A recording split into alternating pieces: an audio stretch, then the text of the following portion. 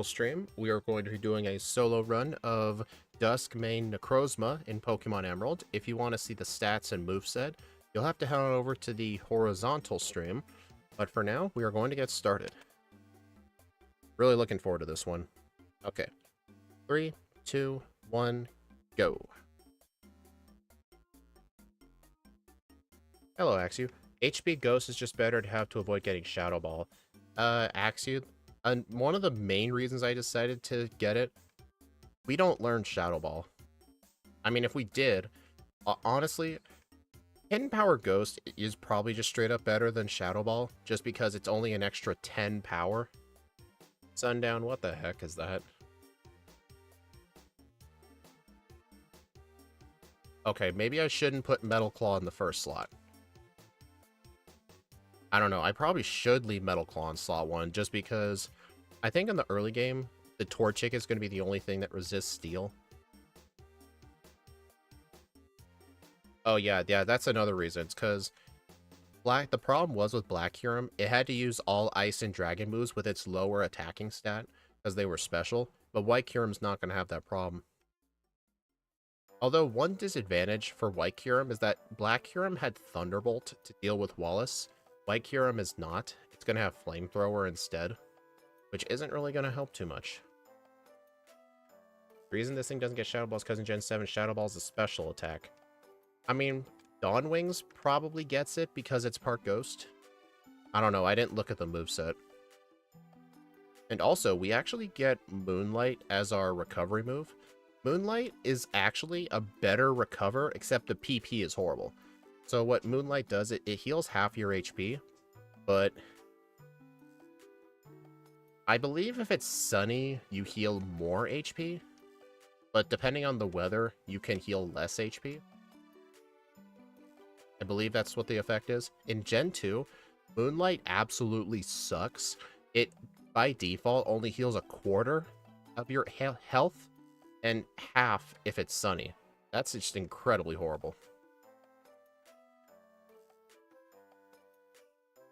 Actually, I just realized it's not going to get Shadow Ball unless it's by level up, because actually I was looking at the movesets that actually gave me. I only look at the Pokemon I'm doing that week. He listed Dusk main and Dawn Wings Necrozma's TM set under the same list, so they're both going to have the same TMs. So if this thing doesn't get Shadow Ball, neither is the other one.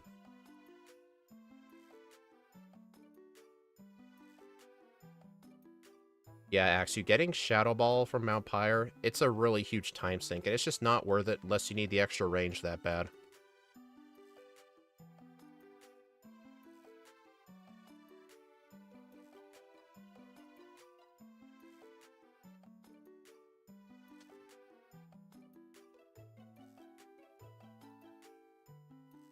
The second reason Duskmane doesn't get Shadow Ball is because Gen 7 has Shadow Claw.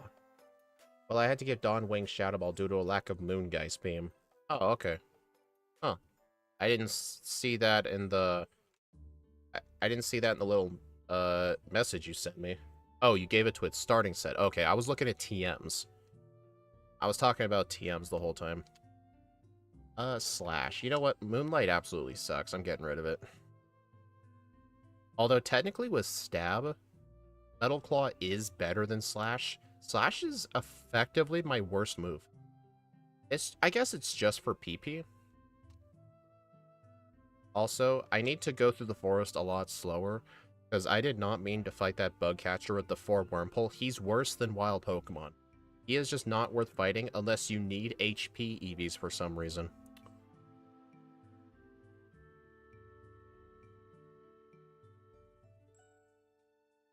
Oh yeah, I'm guessing Meteor Mash is because this thing wouldn't be able to use Sunsteel Strike, just because we didn't backport it.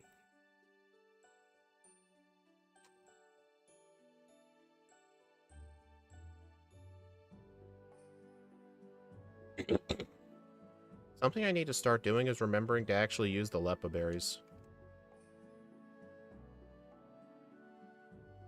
Alright, I'm gonna go ahead and get cut. I don't want the Quick Claw. Like, my speed's not that bad. Alright, I'm just gonna fight the trainers inside this gym. I'm I mean, we are in the slow level up group. We don't want to just skip every trainer. That's not a good idea. And also, I do have a dilemma coming up ahead. We can choose whether to fight Brawly or delay him. I say I skip Brawly if either I'm weak to, either if I don't have a super effective move, or if I can't learn Bulk Up, I skip him. I can't learn Bulk Up, but I do have a super effective move in Confusion.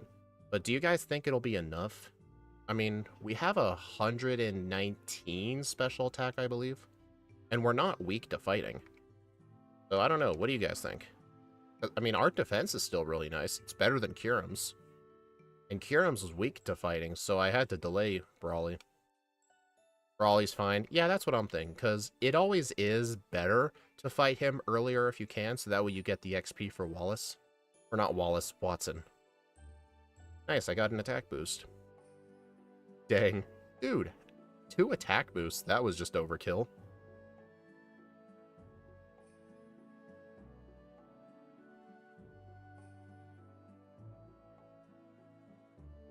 Honestly, them making Meteor Mash, turning it from 180 to 90-90, I honestly think that's worse.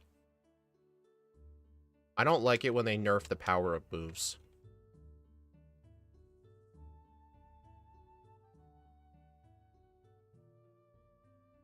Yeah, but I wasn't sure if Brawly could be an issue, though.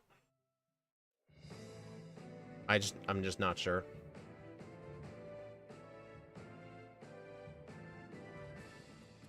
Although, it's definitely fun having to rely on a move with 95% accuracy. Like, I'm really worried if something's gonna miss.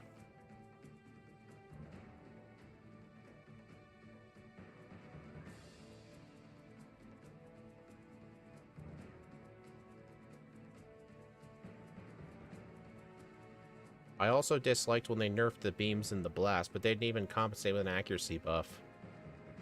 Yeah, Ice Beam, Thunderbolt, Flamethrower, Thunder, and Blizzard all got nerfed to 110, but Fire Blast is still 120, 80. Like, the accuracy and power of Fire Blast was never changed. I don't really know why. More consistent, yeah, but who's going to notice the difference between 90 and 80? Well, I guess that is a huge difference. I don't know. Oh, it is 110 now? Okay, what I meant is... Well, I was wrong about the power, but it's still 80 accuracy. 85, I believe. The accuracy is still the same. Actually, I think it was 1 Metal Claw and 1 Meteor Mash. Because Meteor Mash and Metal Claw can both raise your attack. I believe they're both 20%. Oh yeah, they made Rock Tomb extremely good. Alright.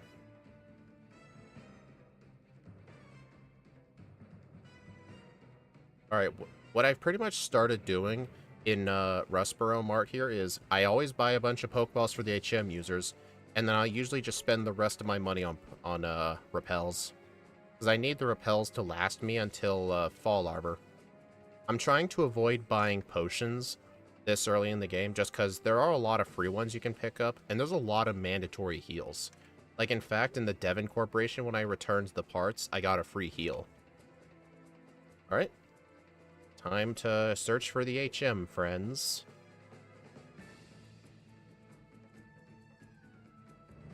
Oh my gosh. It's kind of hard for me to time when to select the run button, just because I can't really hear the Pokemon's cries.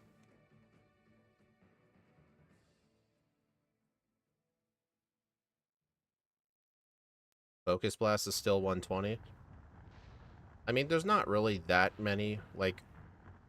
I mean, it's one of the few, like, special fighting moves. I guess if they nerfed it, then it would just be really bad.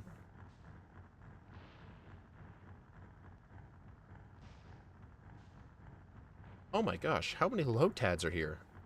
Aren't Lotads the 1% encounter on this route? Or is that C-Dot?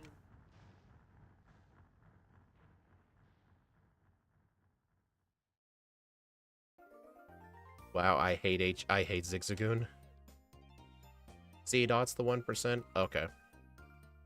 I know in one of the games, Lotad's 1%. Dude, Zigzagoon's supposed to be like... Isn't Zigzagoon's supposed to be like... It's not 20? Okay, hopefully it's not as bad as Decidueye, because Decidueye literally took 30 encounters. And what is this, like 15? It is starting to get really bad. You kidding. Okay, I know Ralts is the 1%. That is just dumb.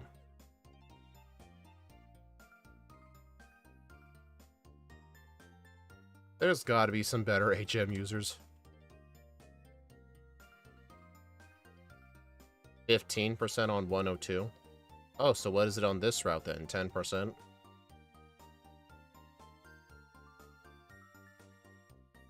What about Route 101? Is that 15%?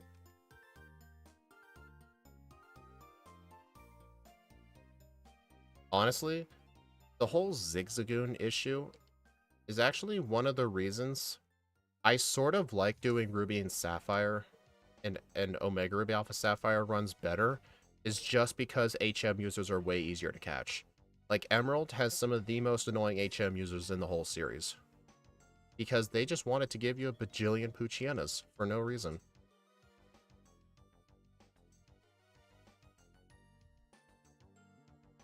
Okay, so 102 is 15. Got it. There we go.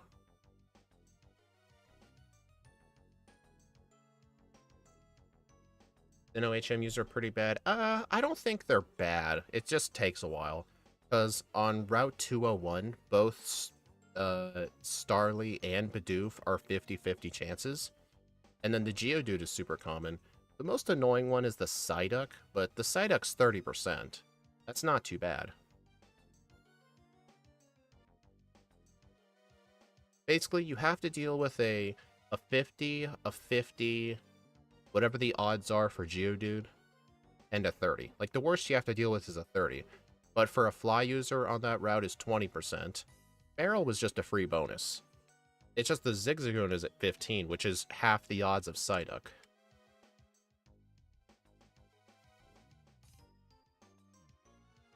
Yeah, Andy, the problem is with B-Barrel, though. I used to catch B-Barrel as my HM user instead of Psyduck. But the problem is B-Barrel to the west of Heart Home City is 20%. And in Diamond and Pearl, it's 10%. Which is why I switched over to Psyduck. Plus, Psyduck gets you access to Amity Square, where you can get the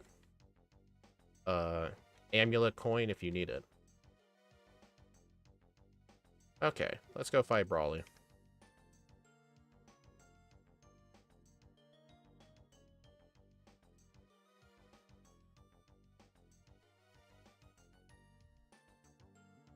I liked the Rock Climb HM. It made routes more interactive. I absolutely hated Rock Climb as an HM. Rock Climb was a horrible move. It's an exact clone of Takedown, just with a flinch chance. Like, the move was horrible. That was one of the biggest reasons I didn't like Sinnoh as a kid that much.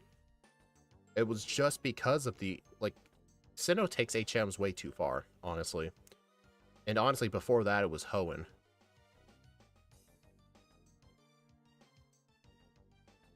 Also, for the Metatite, even though Confusion was only doing neutral damage, it is guaranteed to hit, so Focus Punch will never hit. I could have switched to Slash, though, but oh well. Confusion was neutral, so it's the best move, probably.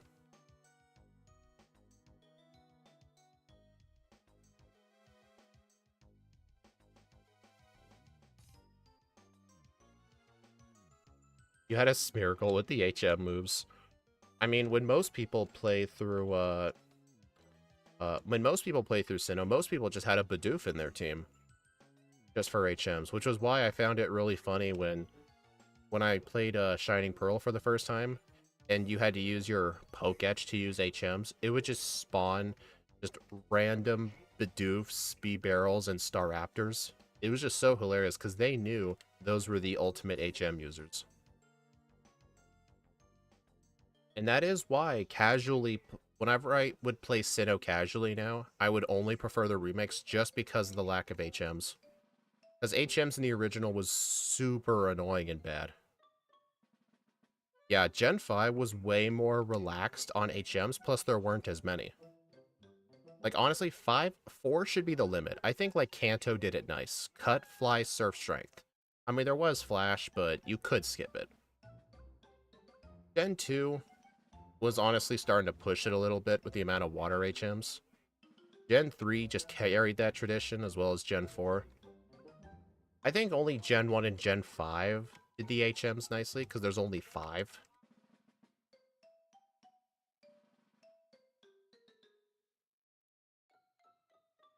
Like, I liked how Black and White 1, HMs were only mandatory for optional areas. It wasn't really required for, like, in-game areas, which was nice. Well, here's the thing. Like, if you need to travel across a whirlpool on the water, what if you have Surf on your one Pokemon, but Whirlpool on another? Does that mean, like, as you're surfing, you have to immediately hop onto something else just to traverse a whirlpool?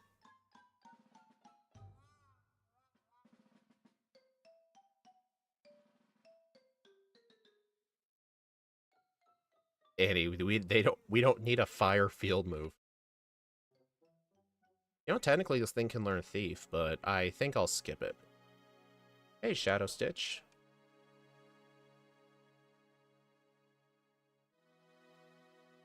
Three HMs if you want to add the Surf Candy and Victory Road. Black and White 1.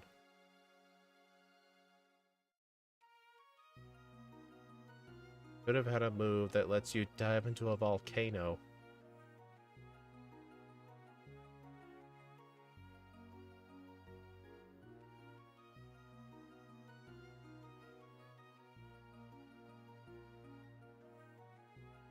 I guess it wouldn't be that bad if just HMs were forgettable.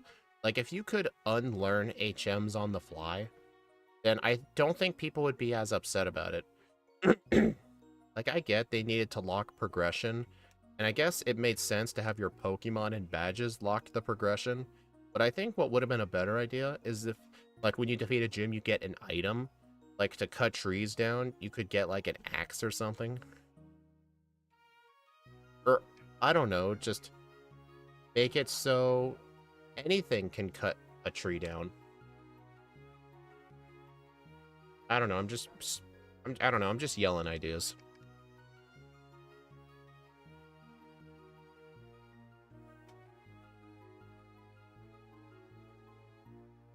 Alright, I'm pretty sure this Pokemon does not need this training, but we are in the slow group. It's not going to harm us to just do these trainers.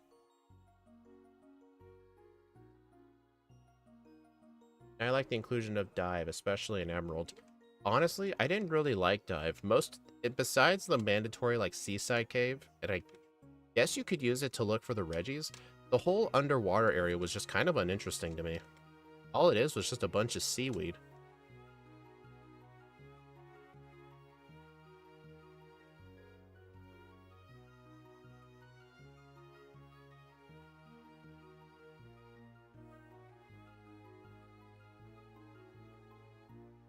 It's just a really good thing this thing gets Magnitude. And we don't get Dig for this thing. It does get Earthquake, though. Okay. Sody Pop.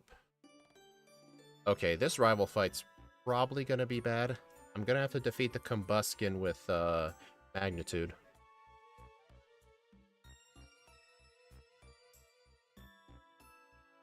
Yeah, the Abyssal Ruins was pretty cool.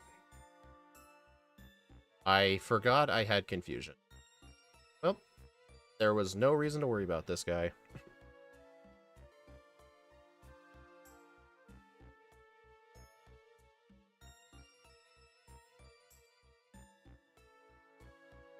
Alright, what's my speed? Let's see. What I've started doing is, whenever I try to fight Watson, the main speed threshold I would prefer to be at is, well, best case scenario is 50 speed, which will let me outspeed everything except the Manectric. but 42 lets me outspeed the Magneton. The Magneton tends to be way worse. So basically 42 is if you're sort of confident that the Voltorb won't do much damage to you. Being at 50 speed is the safest. Because, well, technically 56 is the safest, but for some Pokemon that's not feasible.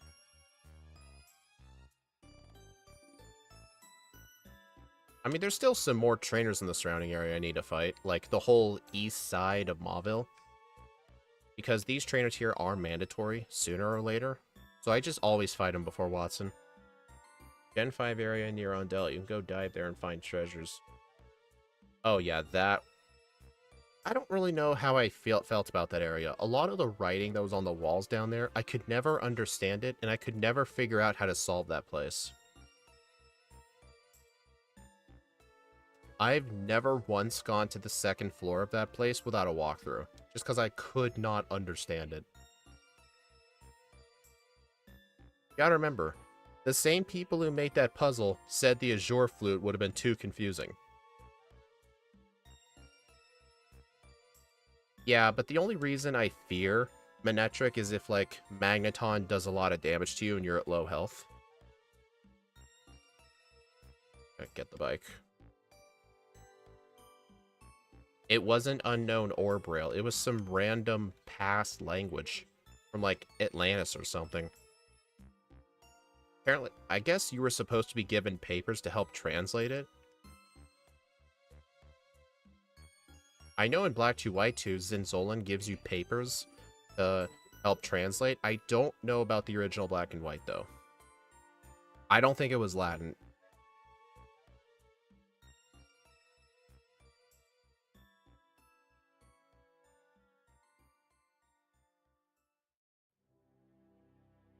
Alright, I'm going to fight a couple more trainers here. I want to at least outspeed the Voltorb.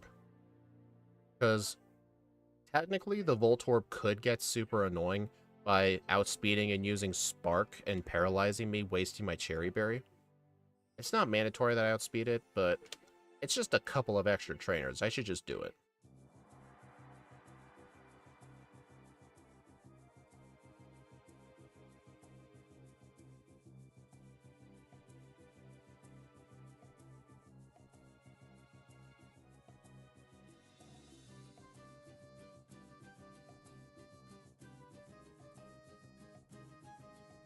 Extra sensory, thank you.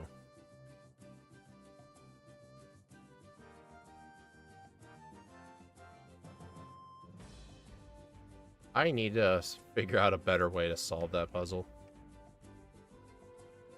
Okay, Cherry.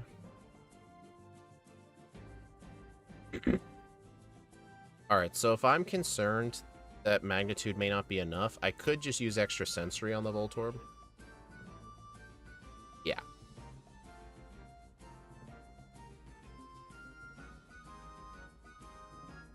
There we go. Alright, I think just magnitude on this. Okay, that was really easy.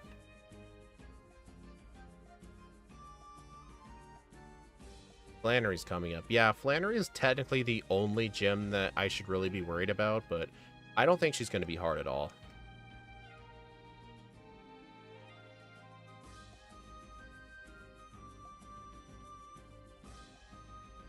I always get lost in this bag.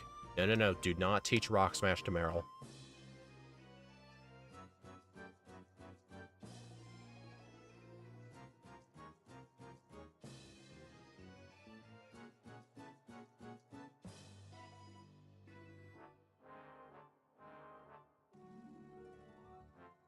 Yeah, and what I've started doing, like, when I started doing these runs, I would try and fight all of these spinners just because there is the chance I'm going to encounter them anyway.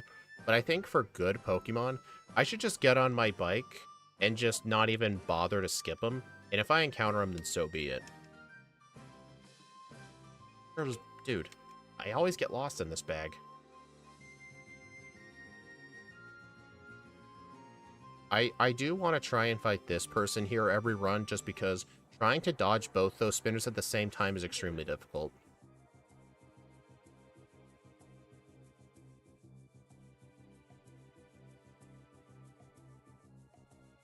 Sometimes Learner likes to spam overheat, other times she doesn't go for it. Yeah, the AI is very strange with moves that lower your own stats or have a negative effect. From what I've been able to read in how the Emerald AI works, or Gen 3 AI in general, she'll only try and go for it if she detects a kill. And I think she's more likely to... I think she's less likely to use it if it's her last Pokemon. Maybe?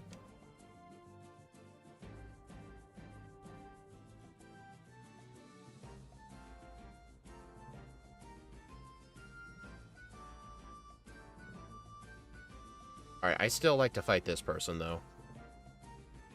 3 Coughings is just really nice. 414 XP each.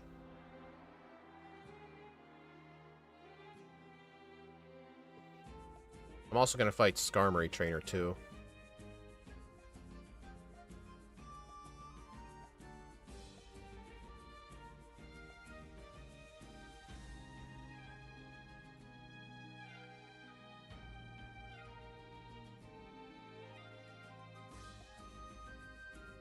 I haven't not missed a single Meteor Mash today. Nice.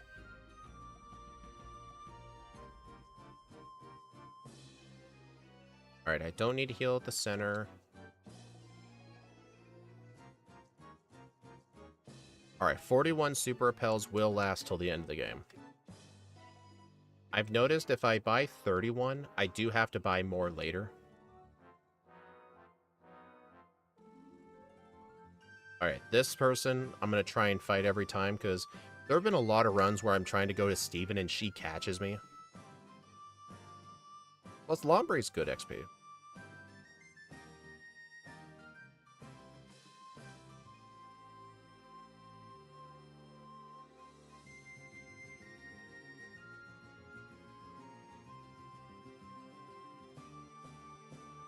I'm going to put extra sensory in slot 1, I think. Just because this is now my most powerful move. And I have no idea why they thought of giving extra sensory 30 power points. That's kind of insane. I wonder, they have to have nerfed it at this point, right?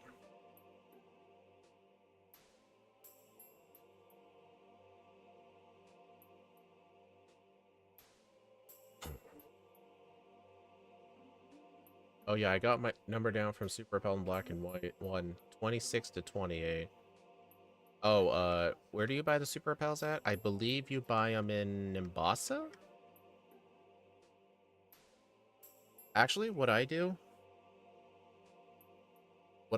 in Black and White, after I defeat Clay, I will go to the Pokemon Center, heal up, and then, since there's no more need for money at that point, just empty out your wallet and just buy a ton of Hyper Potions and a ton of Repels. Just as many as you can.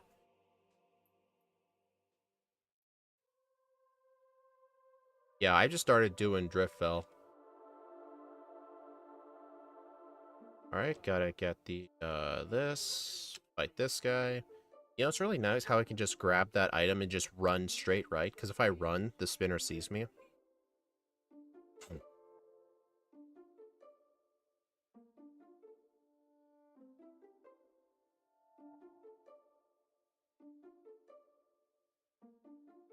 God, I better go this way.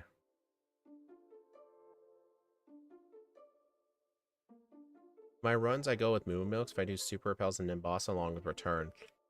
I actually quit buying Moo Milks in Black and White. Because if you're going to be in the mart buying Max Repels anyway, just buy Hyper Potions. It's just less menuing.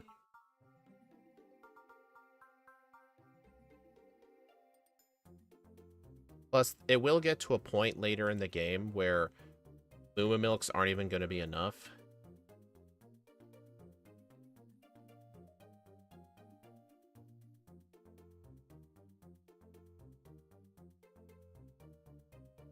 You guys are making me want to do Gen 5. Come on. Yeah, I usually just buy 20 Max Repels and then spend the rest on Hyper Potions, unless I need Fire Blast or something. I will say, when you eventually do Volcarona, you're going to want Fire Blast. No Hiker.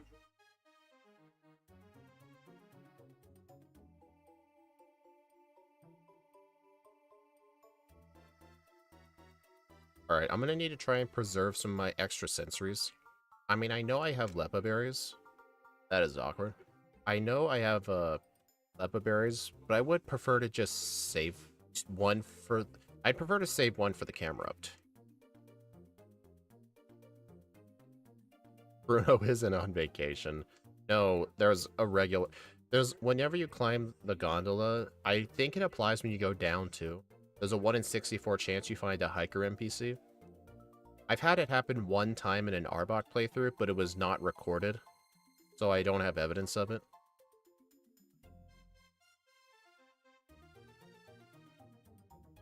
Oh, regular repels. Yeah,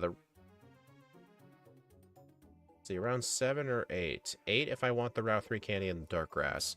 I've pretty much started getting that every single time, because if I go in the dark grass, I get to skip that schoolgirl spinner. The one who... the Woobat, I believe? Going in that grass just skips her every time, so I've started doing that.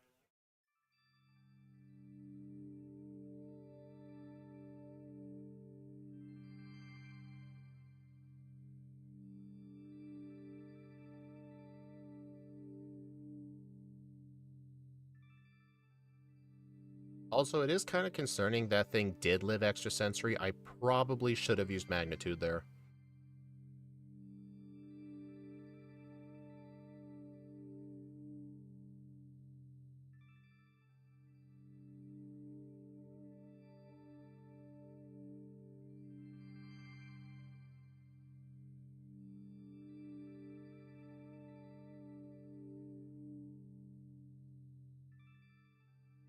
Alright, I'm gonna need to use a potion. I'm just gonna spam magnitude, I think, that whole fight.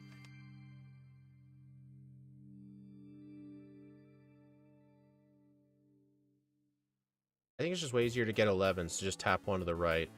I think so, yeah. Whenever I think of how many to buy, I always think in intervals of 1 to 11. Okay, I think... Well, I was gonna say I should try and use Meteor Bash on the Slugma and the Nummel, just in case I get an attack boost. That way, if I get bad luck with Magnitude, I could still potentially knock it out. Nice.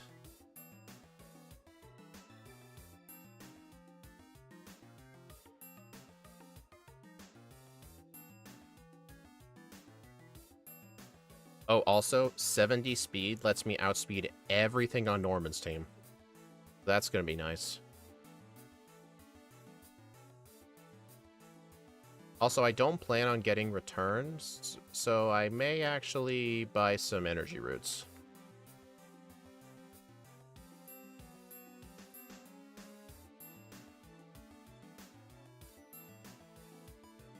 Dang, I forgot to repel.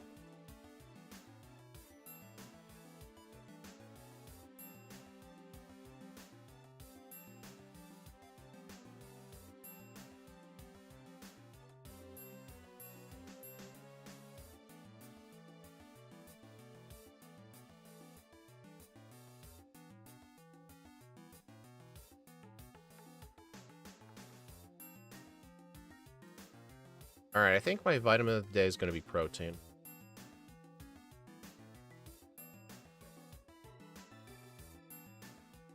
Alright. I don't think I want these PP ups. I don't think PP is going to be an issue for this thing. Alright, I don't want that full heal, that guard spec.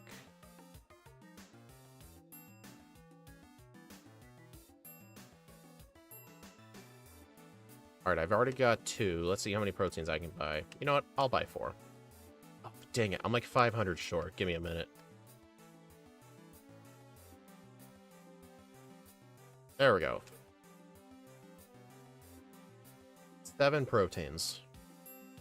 That's actually pretty much exactly enough. I'm gonna end up with 93 attack EVs. Yeah, but problem is if I use an 8th protein, it only gets me up to 100. It doesn't get me to 103, so that's wasted protein. Yeah, this thing's gonna have a lot of power points. And besides, there is 1 PP max in the magma hideout. I can just use that. Usually in these runs, I've only tended to need the PP max in like 1 PP up. I don't really need every PP up this game has.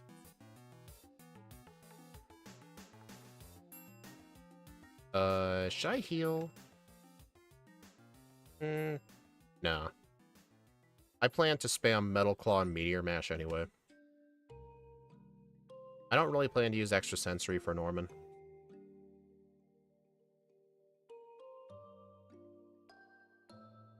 Although, the one disadvantage of not having it is I wouldn't be able to use Counter. I wouldn't be able to bait it into using Counter and get away with it.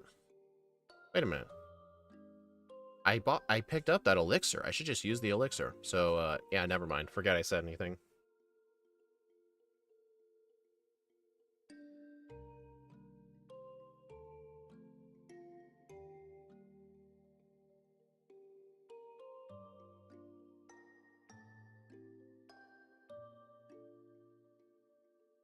I still have the cherry berry. I haven't even used it.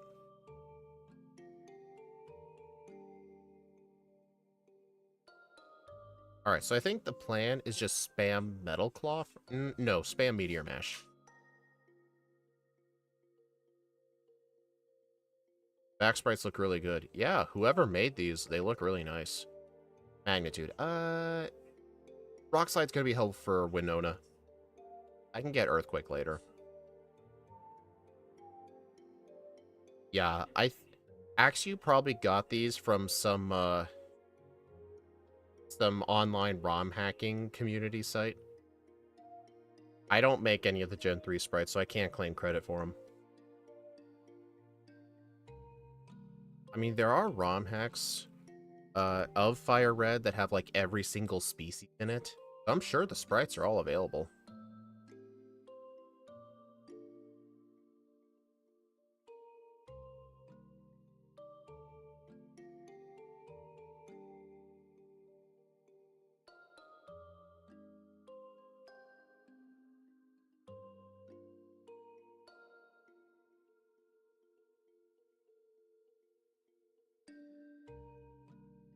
Alright, there's an item to the left. It is an ether, but I don't want it.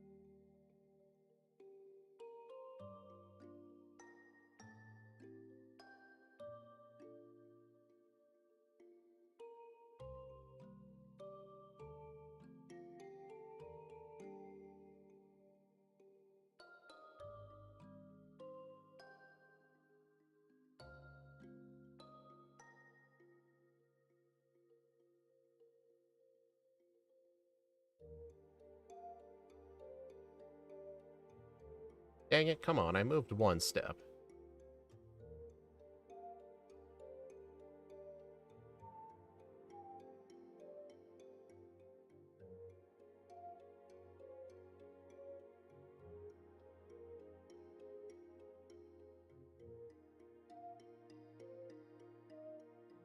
I pretty much just use that iron every single time. Alright, I'm gonna get some citrus berries to use in an emergency. Citrus berries tend to be really good held items if you think a gym leader fight's gonna be kinda close, and you don't have a type boosting held item.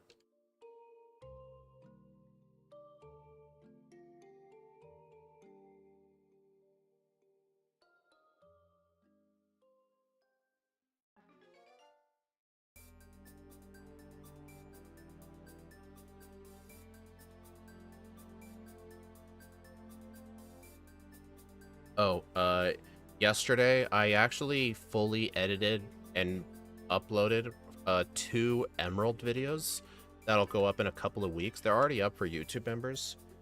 But yeah, so I've had to deal with a lot of Emerald this week.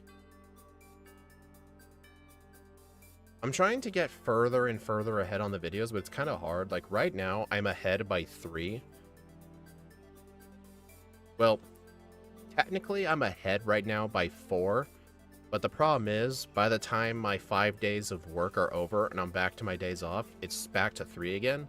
So I'm effectively at 3 ahead. I need to try and slowly get more and more ahead as the year progresses. So my goal is for February. By the end of the month, I need to be 5 ahead instead of 3. So what I can do is next week just have 1 extra video ready, and then the next week have another extra. So like get 3 videos done in 2 days, not 2 in 2. I mean, I can do 2 in 2 days easily. I mean, the 3 in 2 days, I can do it. It's just I just can't do that stuff too long, otherwise it drives me nuts.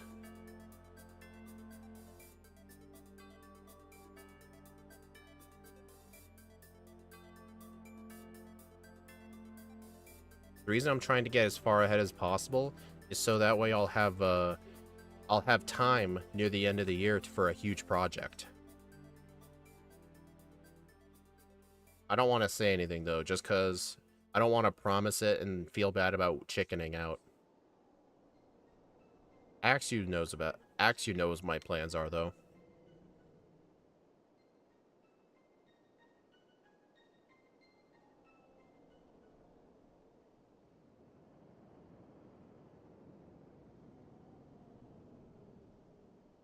Citrus berries are handy. Did they get an upgrade in the later games? Oh yeah.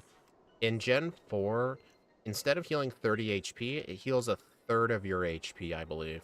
A third of your HP when your health falls too low. Yeah, citrus berries in the newer games are super good. I mean, even in this game, they're still good. They're still okay.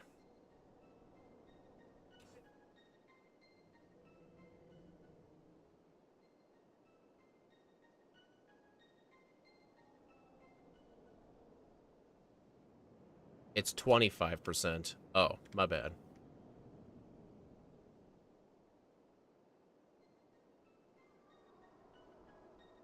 Yeah, it's still helpful, but nowhere near as good as the modern citrus berry.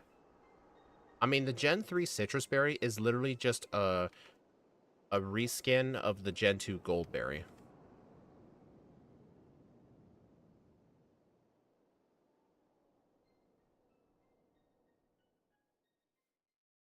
Alright, Hidden Power Ghost. There's no reason to teach it for this fight. Oh, technically, I could have deposited my HM users, but I'm not really worried about making this fight a one-on-one. I have Rock Slide. I think I'm only going to deposit the HM users here if I think this is going to be too slow. Oh, nice. Even though the base power got split, it still one-shot the Swallow. That's nice.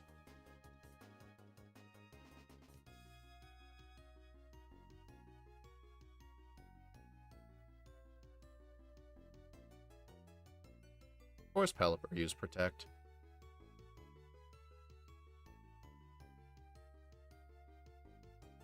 Thought to avoid it. Alright, so I'm sure on the next turn I'll hit them both. Yep, there we go. Gen 3 Citrus Berry isn't weak at the early levels. Oh yeah, the early levels Citrus Berries are kind of busted. Funnily enough, even in the newest games, Oranberry still only heals 10 HP. Like, they didn't think of buffing the Oranberry.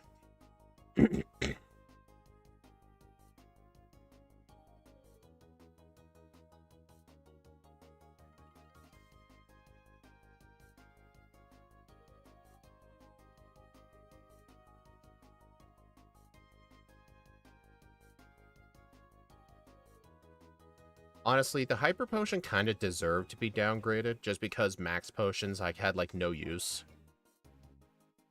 But, I mean, they did buff Super Potions. They buffed those up to 80, and Hyper Potions went to 120. And I think regular Potions now heal 50? On. Trying to spam Meteor Mash just as much as I can to get attack boosts. Okay, honestly, I think I could have just started sweeping once I hit +1.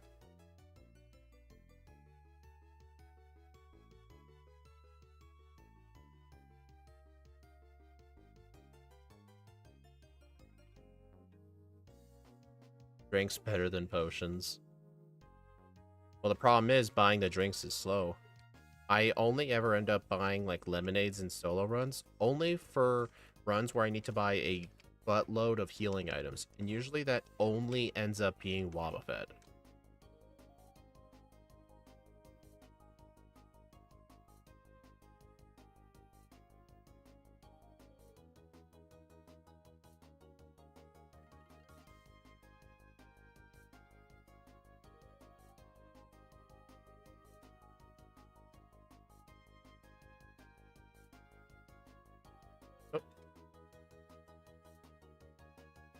Right person berries.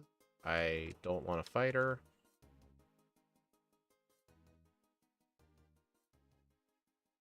Alright, gonna fight these two trainers.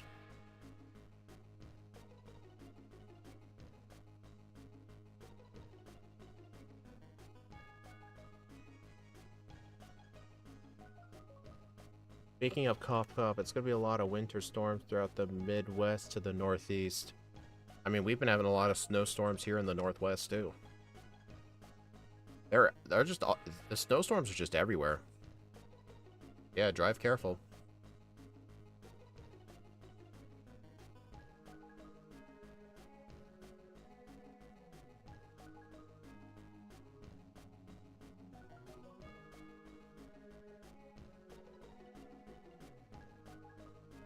Honestly, my moveset isn't really that good right now. There's honestly no reason for me to hold on to Metal Claw. I think I might actually go get Substitute right away.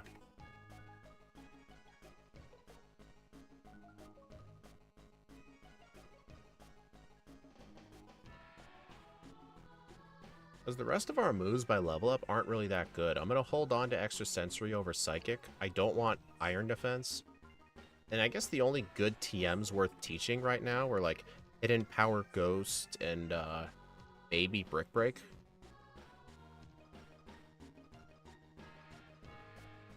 I'll say I'm pretty happy to finally do a month of legendaries. Yeah, it feels nice.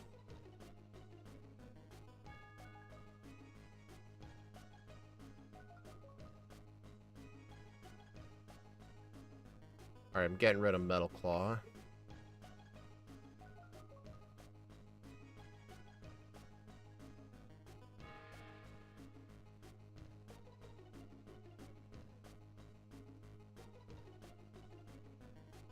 Thought I had a repel up. Oh yeah, and Earthquake. Honestly, which is going to be better, Brick Break or Earthquake? Because they're both going to be really good against Steven anyway.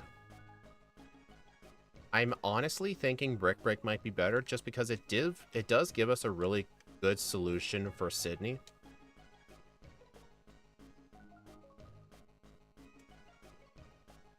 I don't know. I mean, there's really no reason to hold on to Extra Sensory in the late game. Like, where's a Psychic move going to help us? Psychic is really not that good in Emerald.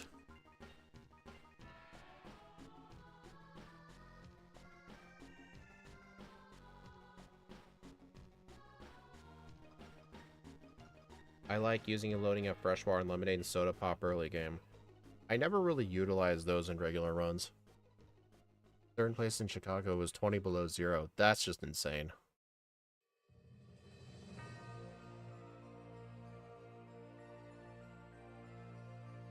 Earthquake would be better for Steven, but I think the real question is it the best for time? Well, Earthquake is literally on the way to Archie. It's not out of the way. Technically, Brick Break is more out of the way. Because you have to enter some guy's house on the top list to get it. Well, it just depends if I think I'm going to struggle with Sydney. I don't think I'll struggle with him. It'll make the fight faster. But honestly, I think Earthquake's only going to be good for Steven. Just because, yeah, the Metagross is weak to Earthquake, but not Brick Break. But honestly, yeah, I think I'll get both. You know, I'm just really glad the HMs are highlighted black. Otherwise, I could never figure out where the TMs are.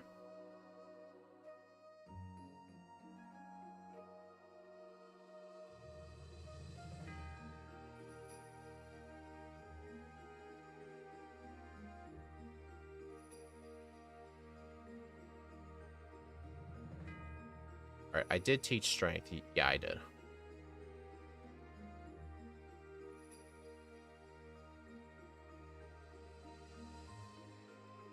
Okay, then Earthquake. Since you get Sydney with Meteor Mash, since Torpedo resists it.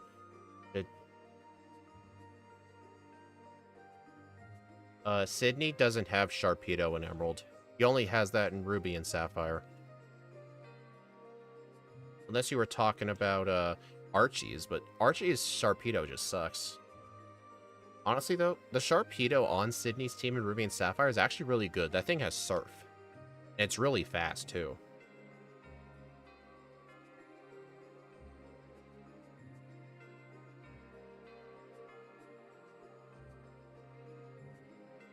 But yeah, I think I'm just... Well, another thing I just realized, with the same type attack bonus, Meteor Mash is actually going to be the same effective power as Brick Break. Super effective Brick Break, 75 times 2, is effectively a power of 150, but Meteor Mash with Stab is 150. So Meteor Mash is going to be the exact same as Brick Break, just with less accuracy. So I think I should just completely avoid Brick Break entirely. Oh, it's the Crawdont. Yeah, it's Crawdont. I mean, his Crawdont really isn't that good.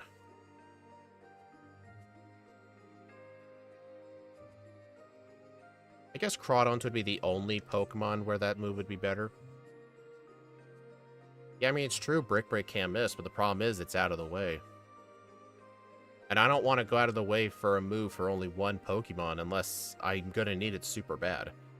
I mean, what's the Crawdont going to do? Use 2 Swords Dances and hit me with Slash or whatever its normal type move is? I mean, besides, I think regular Meteor Mash could probably one-shot it. It's I don't remember if that thing's defense is any good or not.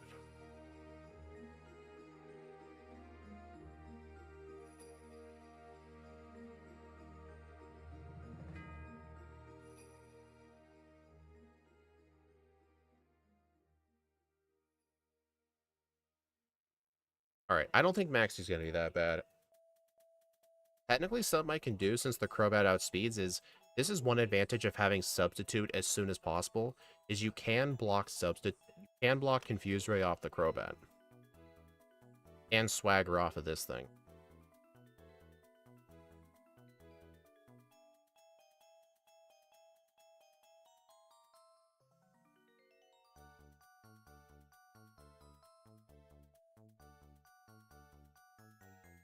Oh. Well, the Substitute's not going to block the Confuse Ray, but...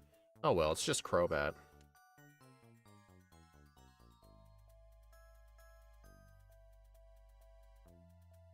That is impressive.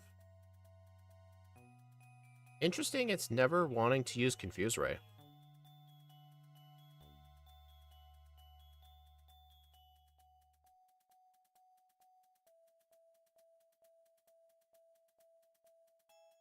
Alright, I'm gonna go get the rare candy.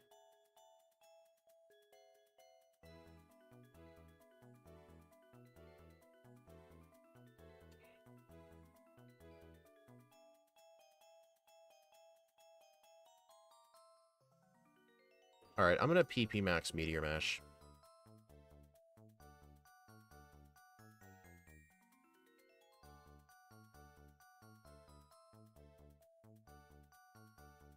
I do want to do Adaptability Crawdont in Gen 5, but Elisa scares me to death.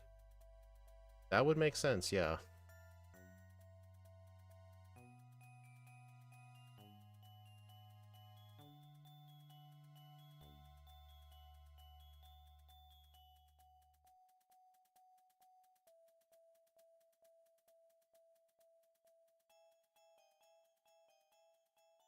Alright, just in case. I need this for Steven. I very much doubt it, though. Alright, so in that rock right there is a PP up. But I don't think I need a regular PP up, just because the PP Max exists.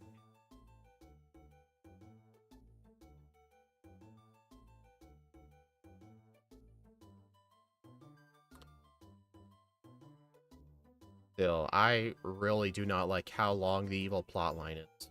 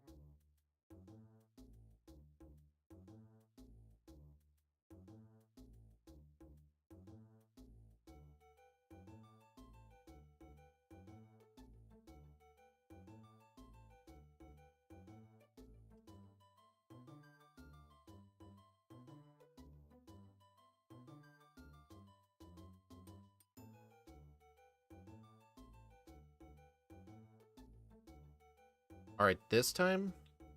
Oh, I was about to say this time, I'm not sure if I want to fight the Gyarados guy. I wouldn't have a good move for his Pokemon, but Extra Sensory is a special move, and that's all root you really need.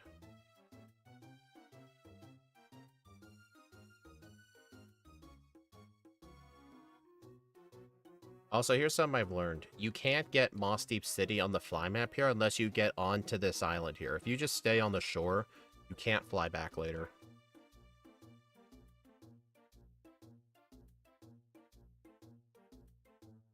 Alright, I'm gonna get this rare candy.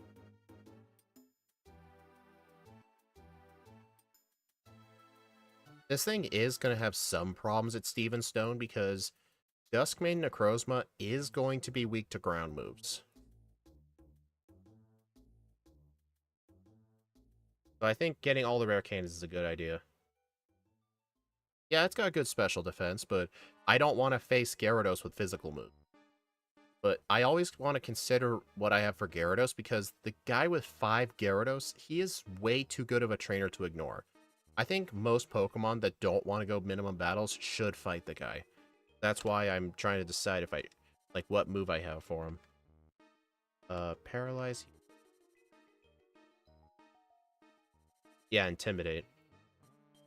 I mean, Black Kyurem had Thunderbolt. That really wasn't an issue.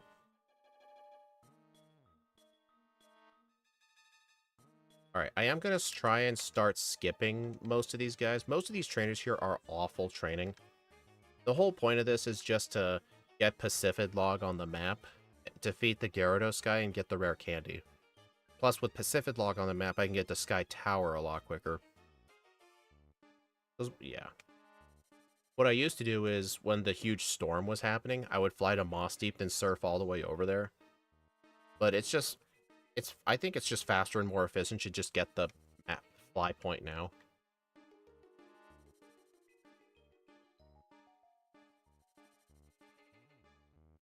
Alright, I'm going to skip Return. There is no way Return's going to be useful.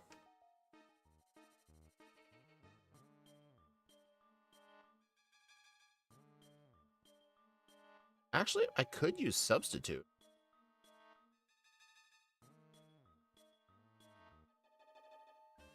It saves text too, because the whole Intimidate text doesn't need to print every time. Okay, this is actually kind of genius, I'm not going to lie.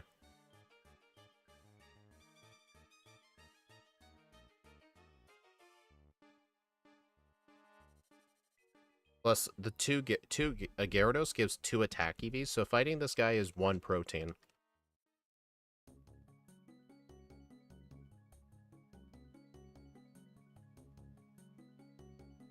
Alright, time to go fight Titan Liza. Also, just because I have Rock Slide, I'm going to try and fight these trainers both at once now. Just because it is more time efficient. I mean, that's assuming they don't miss, obviously. Oh.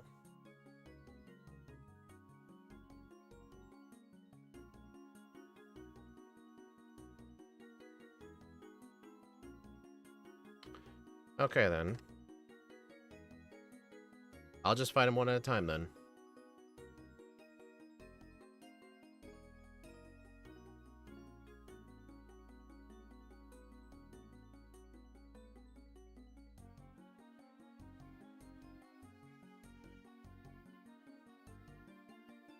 Oh, I had no idea I could skip that girl down there.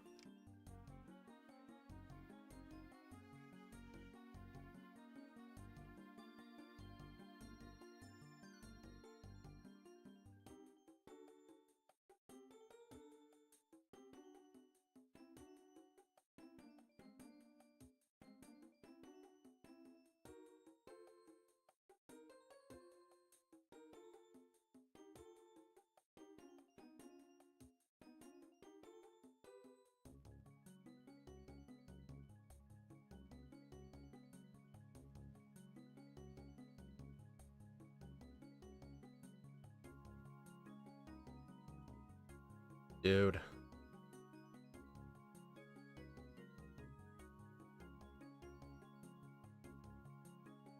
Curlia, come on. Okay, this is obviously not faster. I should just fight these people one at a time.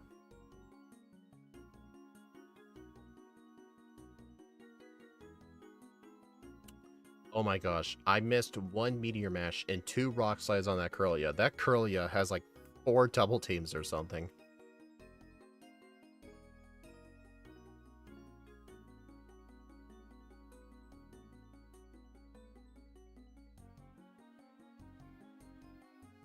Alright, equip a Citrus Berry. Oh, Hidden Power. Right. It's faster if you have Surf or Earthquake. That is true, but I was thinking Rock Slide would work, but it not if it keeps missing. Okay, I don't think Rock Slide's going to be useful anymore. I mean, Extra Sensory really is not. You know what? I'm getting rid of it. My physical attack is just way better anyway. I think Rock Slide might still have its uses coming up. Alright, I think I'm going to set up a turn 1 sub.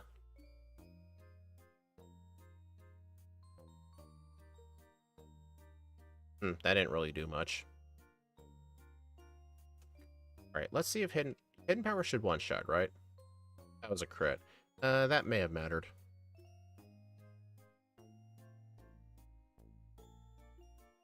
Oh boy. Flamethrower. That was with the sunlight. At least the Citrus Berry put it out of its potion range. I think I better defeat the Xatu first. Don't put me to sleep. Thanks. Yeah, the crit may have mattered for the Clay Doll. But yeah, I think using the turn 1 sub was an absolute waste of time. I should not have done that. Because I forgot the Clay Doll likes to use it. I believe with how their AI in battle works specifically, the Clay Doll will always spam Earthquake, just because the rest of their Pokemon are either part flying or have Levitate. The only time the Clay Doll doesn't use Earthquake is if one of your Pokemon is a flying type.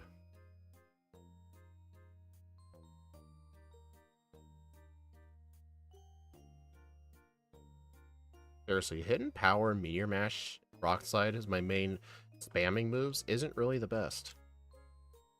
But Extra Sensory was just not getting the one-shots. I mean, I have the special boost now, but it's kind of too late, too little.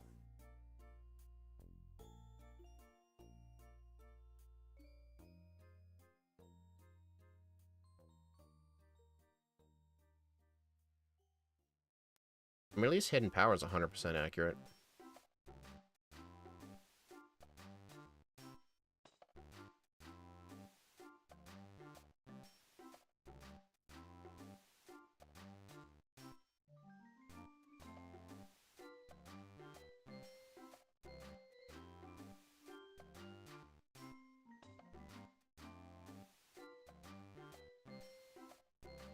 Oh, also,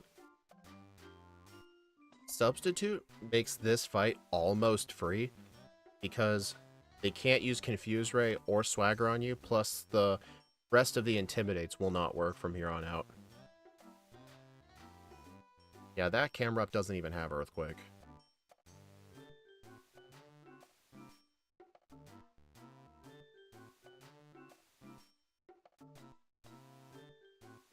I think just spam Meteor Mash.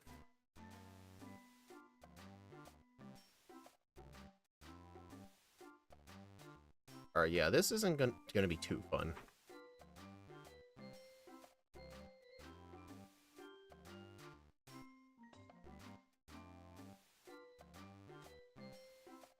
I'm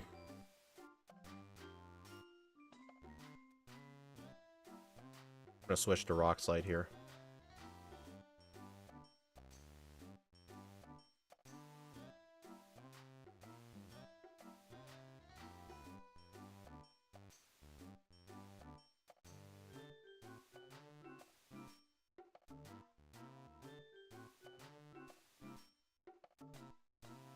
Oh, that was still not that bad. The fight was slow, though, but not that bad.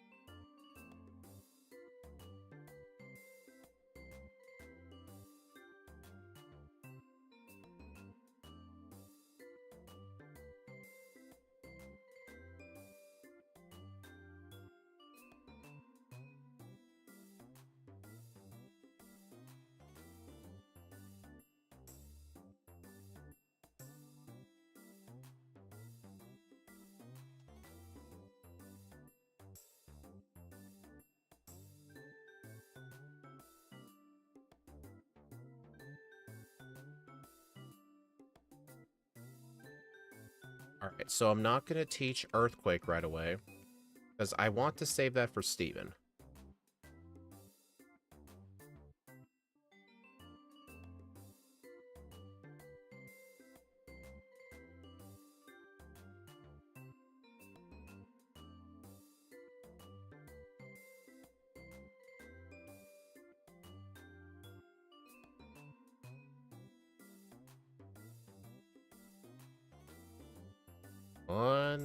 I get an attack boost.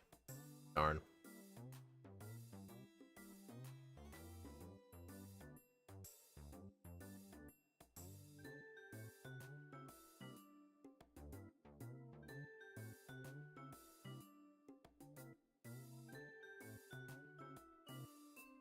Okay, the fact that this thing has to two-shot a bunch of things is really annoying.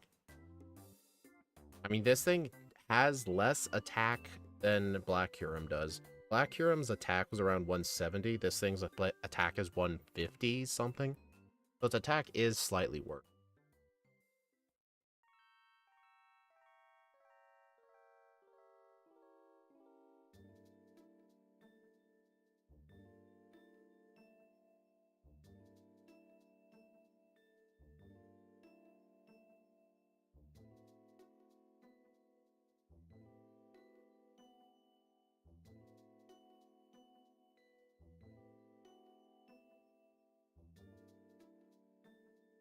Alright, I need to remember, once the Rayquaza chases these two Pokemon away, I need to get Brick Break.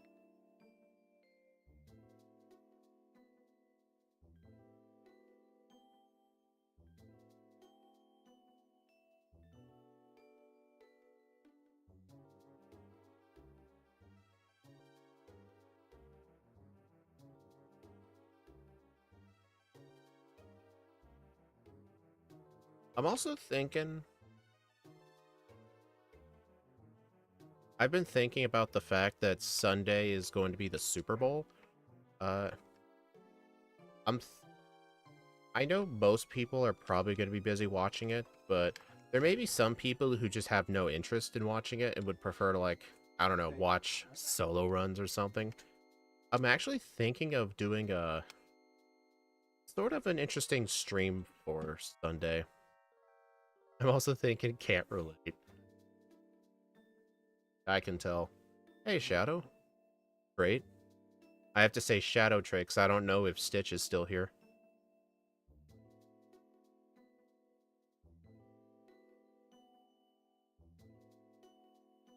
Yeah, Steve won't be 100%, but I remember what Steve did is, like, for the whole week of Christmas and the days before and after, he did a bunch of streams just because he had nothing to do. I actually thought they weren't going to do good, but he told me they actually were some of his better performing streams, because I think what happened is there were a lot of people hanging out at, like, family and stuff, or, like, they had the day off from work and they had nothing better to do.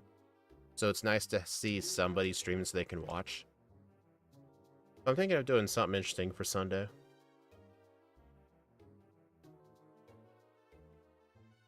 Like, I was thinking of having a versus video stream. I do one Pokemon that I think would resemble the Eagles, one that I think would resemble the Chiefs. Like an Eagle Pokemon's gonna be pretty easy, but what am I gonna do to represent the Chiefs though? What's the Chiefs mascot? Some people don't have families. Pretty much, yeah, that's the demand right there. Either that or they're hanging out at family's house and maybe, like, they've already had their family breakfast and... Oh, crud. Well, that sucks. Well, that's going to be some time saved for the next run. Oops. You know what's interesting? If these trainers weren't so out of the way, I would train here most runs. I think Juan's gym trainers are only really good if you're desperate for experience. Just because you have to purposefully fail the puzzle. It's a wolf? Okay, so we'll need an eagle Pokemon and a wolf Pokemon. And I need to decide what game to do it in. Ah, crap. If anyone has any ideas, feel free to say them.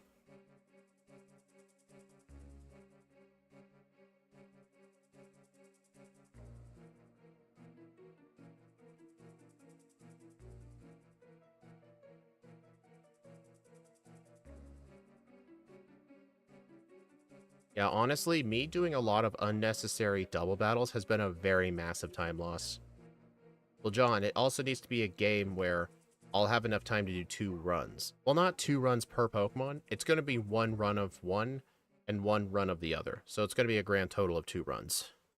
That way the stream should take the same amount of time. I mean, I will try and route them ahead of time, though. So I have a rough idea of what to do.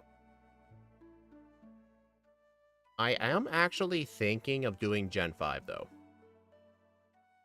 Because Gen 5 is based in New York City in real life, which is effectively in the US. Univa's the only American-based region, at least so far. But I think it makes sense to do Gen 5. And we already did White 2. And I think White 2 challenge mode is it's a really fun game and difficulty to solo run, but it would just take way too long. So I think it would probably just be regular Black and White.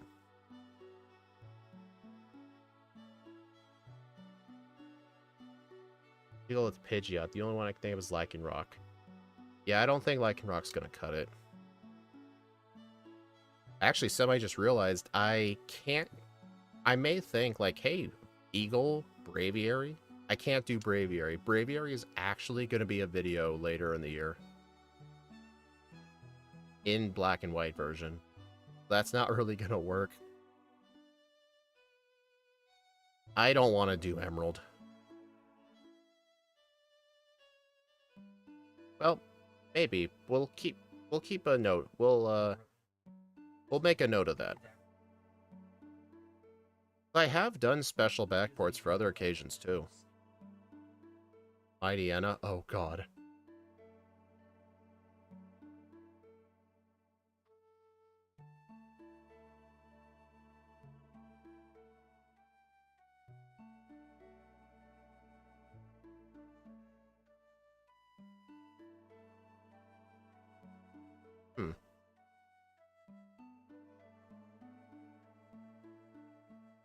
Yeah, that's true, that's true.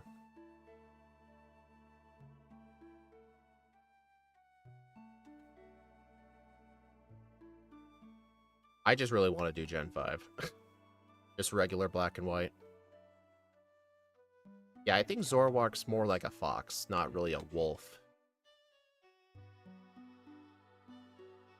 There's got to be some other wolf Pokemon that's not Lycanroc, right? I mean, I know it took them until Gen 9 to make a dolphin.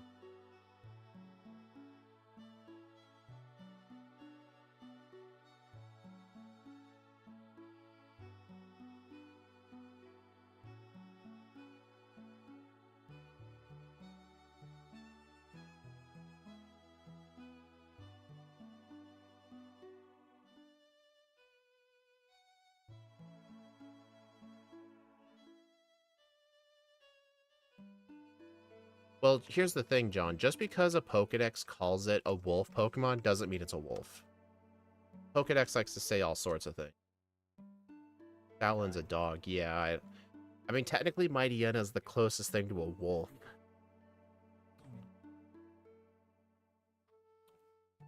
What would the eagle be, though? I don't think Pidgeot would be a fair one, either. Okay, I really should have used Meteor Mash there. Try and get some attack boosts. Also, Iron Defense could be useful for Steven. I'm just saying. I probably should have taught Brick Break. I was supposed to get it into Topless and I forgot.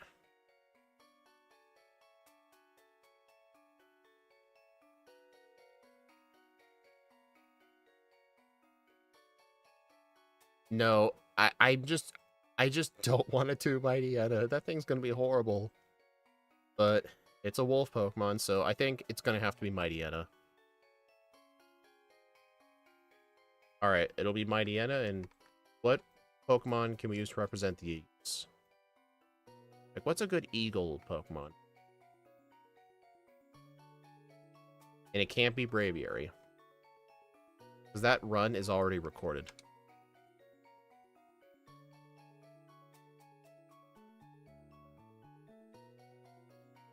Yeah, John, I think that might have been a text delay, but no, it can't be Braviary.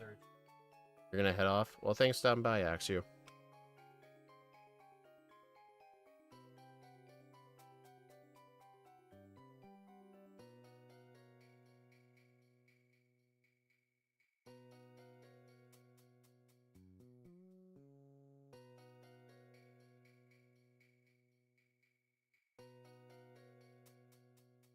Yeah, I should have taught Brick Break over Rock Slide. I mean, this is going to be time improvement for run 2, at least. The whole late game here was played pretty dang bad. Wow, good job. You passed your defense boost to Kadabra.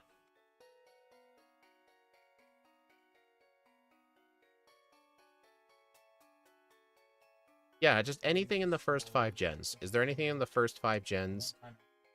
Skarmory?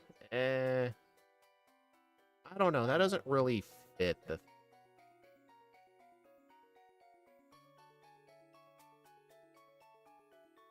No, I'm already set on it beating Mightyena. Because Mightyena is like the only true thing to a wolf.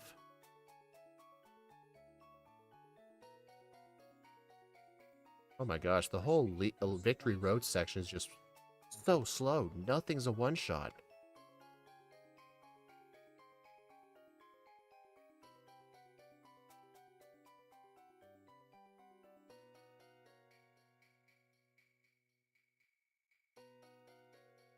I still don't know if I want to do Pidgeot, though.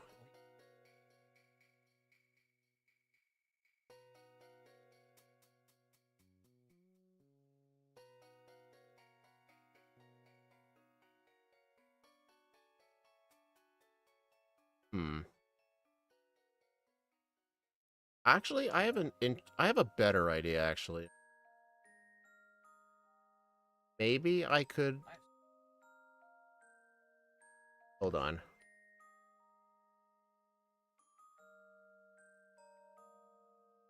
Maybe I could make them as crystal backports instead? Or, like, as a backport of something? I don't know.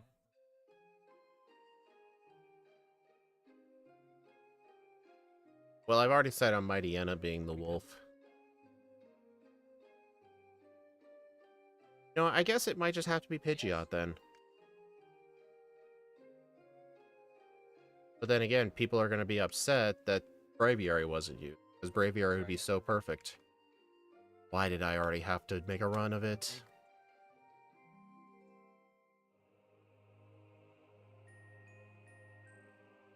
Yeah, I think if I choose to go with the Gen 5 stream, it's gonna have to be Pidgeot and Manectric. Or not Manectric, Mightyena.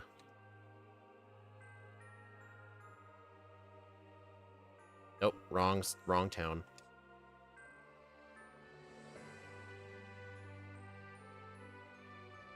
I don't know, Zoroark seems more like a fox. It doesn't really seem like a wolf.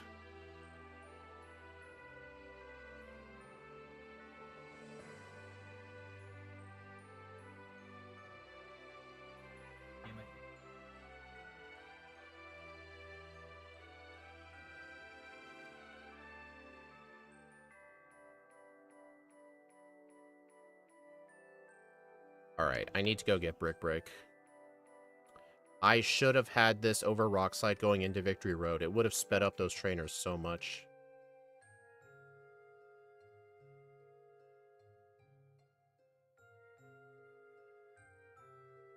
I mean, I've done Zoroark in White 2 before, but Zoroark just doesn't look like a wolf to me. How about Gen 3? I don't know.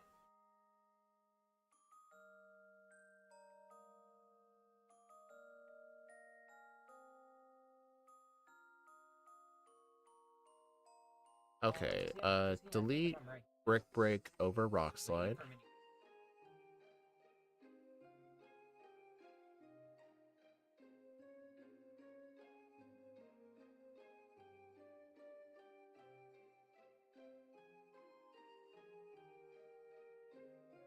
Oh, no.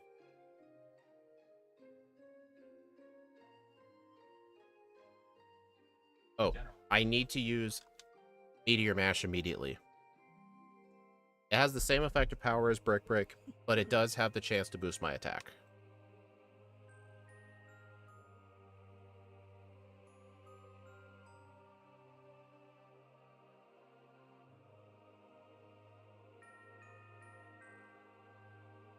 Emerald or Fire Red would be the fastest to complete.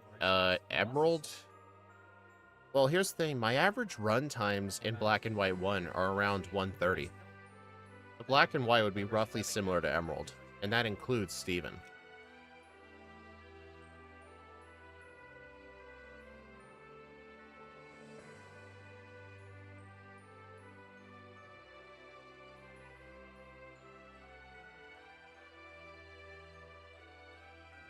Arcanine.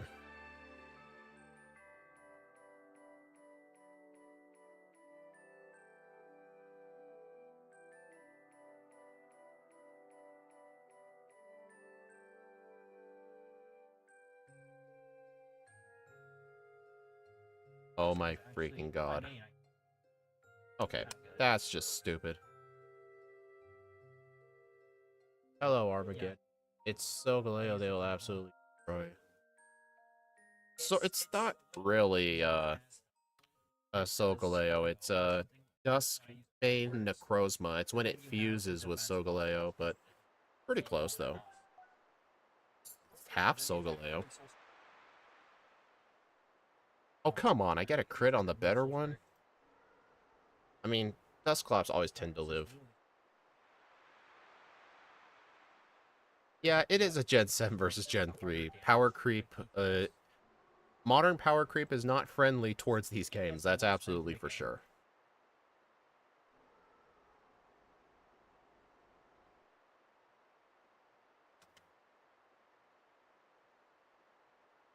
Alright, Brick Break and Meteor Mash.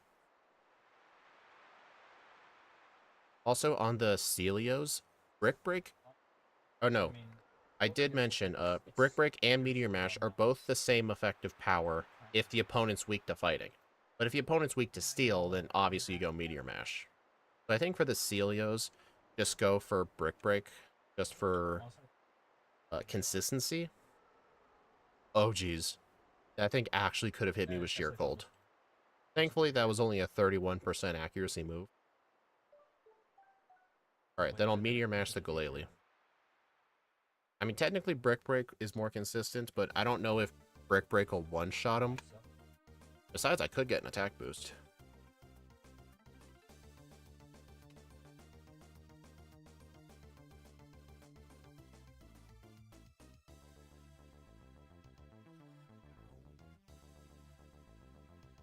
Honestly, I may have to scrap it being in Gen 5. I think the best Pokemon might just be Lycanroc and Braviary. I think those are just going to be the best ones, but I'll need to do it in a different game. Like, I could do Backports. Maybe either Gen 2 or Gen 3.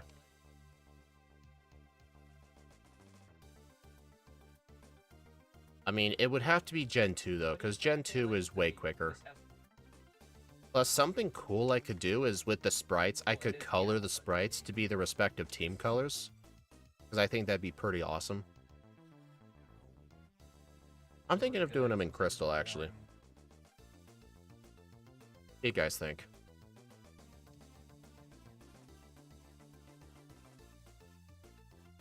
Oh my gosh, quit missing Meteor Mash. Okay, I cannot believe that. That is so dumb.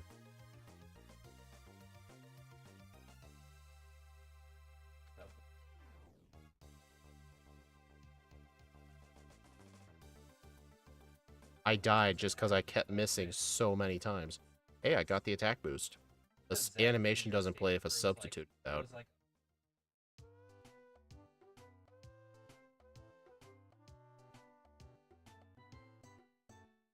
Oh my god, dude.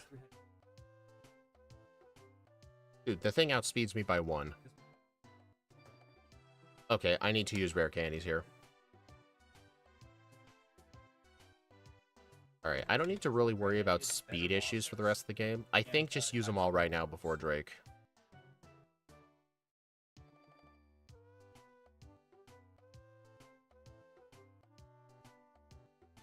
Alright, at level 60, I outspeed everything in the game.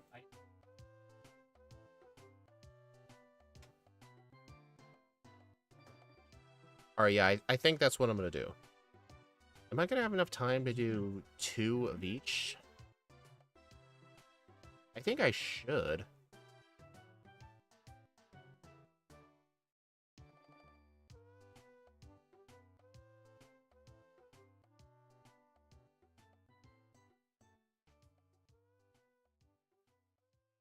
I mean, Rock and Bravey are going to be extremely good.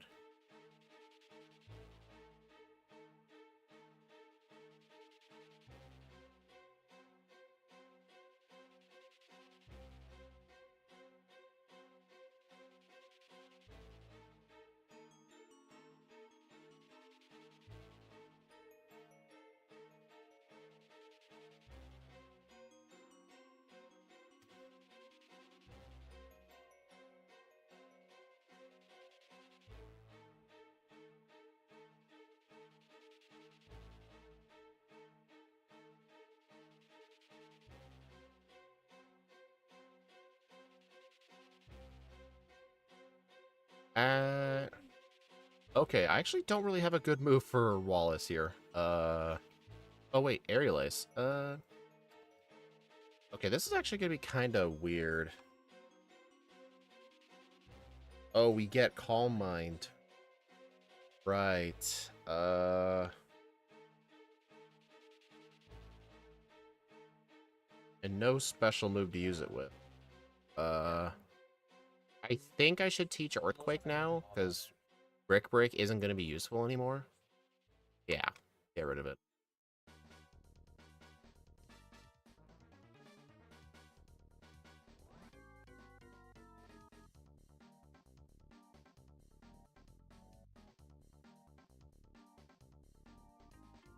Alright, I think use a turn 1 Meteor Mash, hope for an attack boost.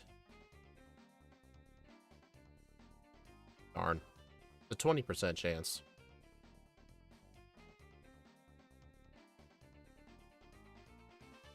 Interesting, at 2 shots, 2 Pokemon in a row, just barely.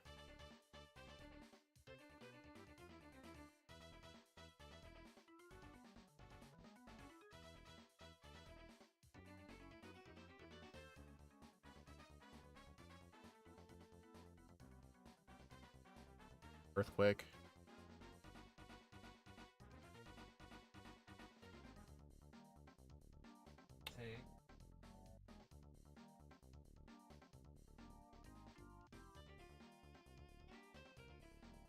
Oh, that actually did a lot, actually.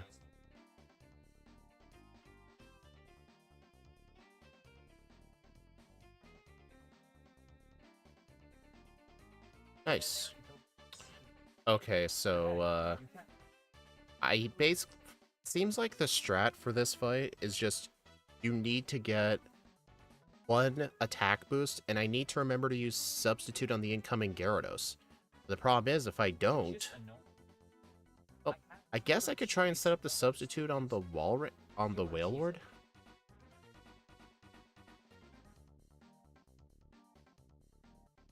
But here's the thing, it's not like it's a 10% Omni boost from Ancient Power, it's 20% to raise my attack. I think I just have to get lucky with attack boosts, honestly. I mean, even with only 1 attack boost, the Intimidate puts me back at neutral. And then I can use 1, I can then use 1 Meteor Mash to have it do, like, 2/3 of its health, and then just finish it with Earthquake.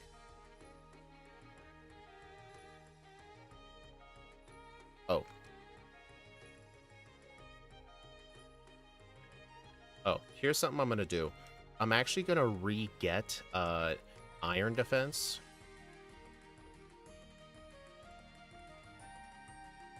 Because I don't really have a good setup move for Steven. So building up my defenses is honestly gonna be a good idea.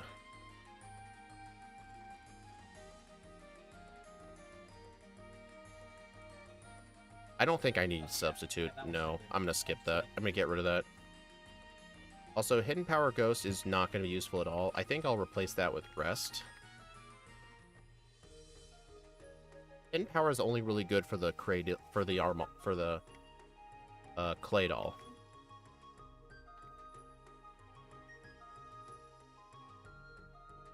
Chesto. Alright.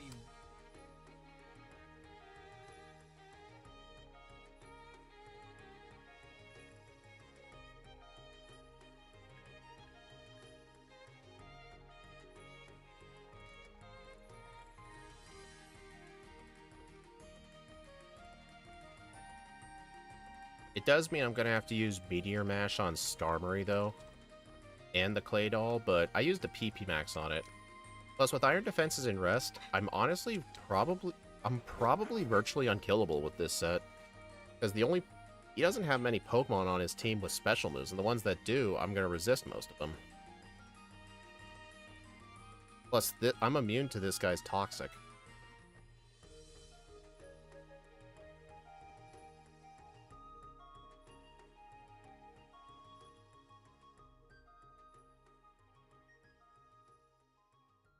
Plus, if I can get attack boosts, that's good.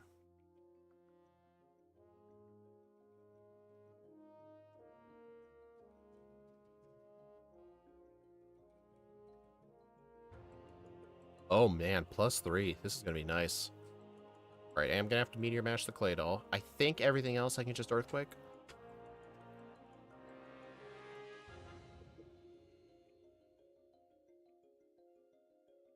Yeah, it looks like I'm gonna get the in-between. Yeah, I missed the under. I mean, at least my guess was pretty spot on.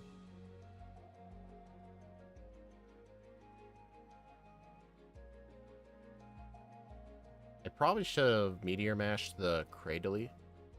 Oh well.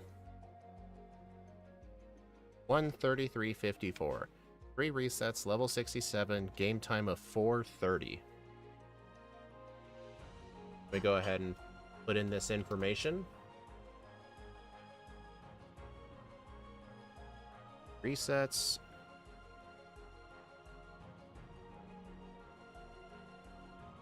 Alright, so I'm going to switch over to the leaderboard, and we're going to show how this ranks just based on its first play. This is going to be comparing against second playthroughs, though, so keep that in mind. This will get 4th place if we stick to this run right here. It did better than Decidueye, but worse than Typhlosion.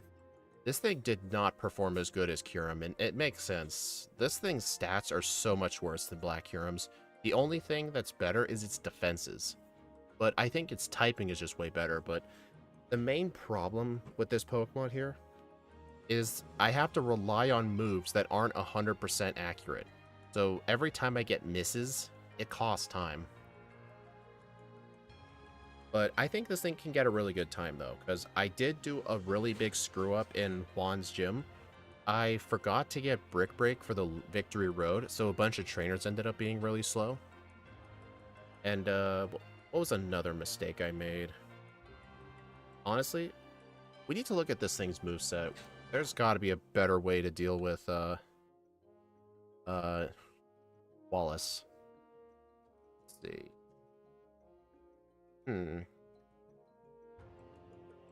Honestly, the best neutral, like, physical coverage is probably Rock Slide for him. I don't know. He was still pretty easy, though.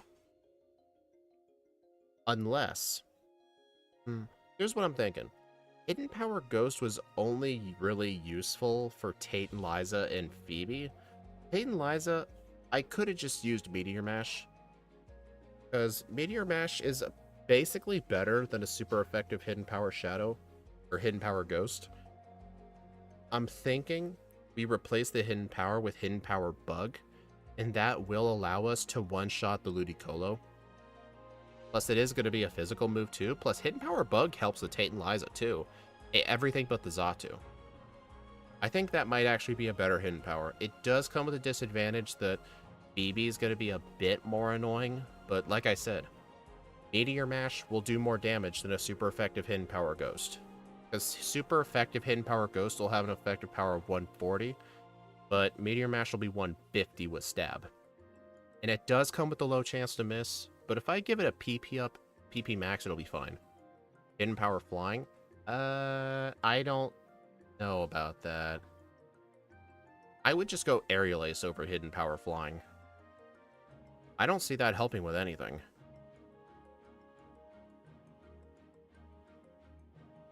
Yeah, I think Hidden Power Bug might actually be the better strat here. I mean, this thing has Calm Mind, but this thing doesn't really need to rely on special attacks. Special attacks are actually horrible on Steven, unless you're using fire or water moves. Why Bug over Flying? It still does super effective damage to most of Tate and Liza's team. It helps with the random dark types that all the Magma Aqua Grunts have. And it's super effective on the Ludicolo too. Like, yes, Flying's super effective on that too, but Bug is just going to have more purpose. I mean, Ike the Killer was using Hidden Power Bug in a bunch of his runs, because he basically called it the, like, a sleeper Hidden Power pick for physical attackers. I mean, it's the one disadvantage it has is it doesn't help with Phoebe. But I think relying on Meteor Mash and Earthquake's going to be fine. I think Brick Break should only be used for Sydney. I think for Phoebe, I should just delete it for Earthquake, because after that, Brick Break only really helps on the Celio, and that's really not saying much. Yeah, it also really helps a lot with the Dark types. Alright.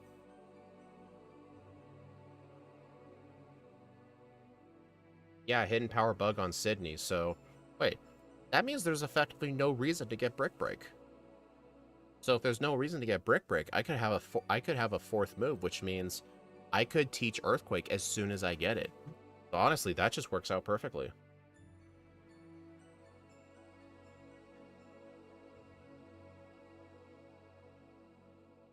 Alright, I'm just going to start a new poll, and we'll get started. I'm going to put the under at 130.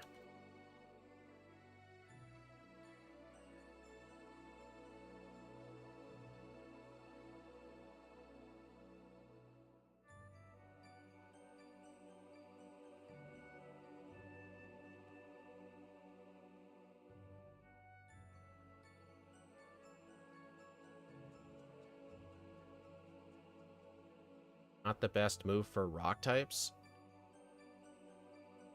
Well, Meteor Mash is just incredibly powerful. It's annoying we have to deal with the accuracy, but this thing just kind of has to accept those risks at this point. I mean, technically, Hidden Power Steel's an option, but that'd be one of the worst Hidden Power typings ever. It's kind of funny. This thing has Calm Mind, and we're never going to use it. I think Dawnwing's Necrozma may end up using it, but this thing is not. Oh, am I going to want to change my nature?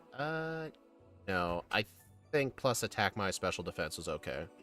But I will need to change my hidden power typing.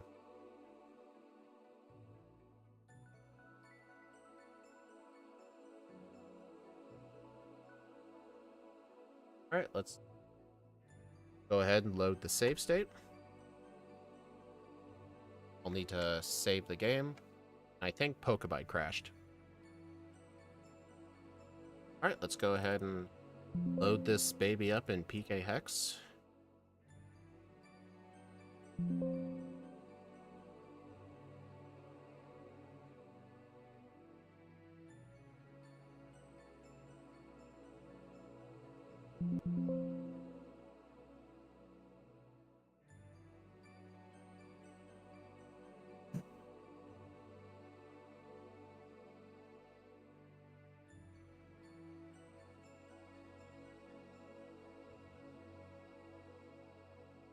Alright, let me go ahead and reload Pokebite.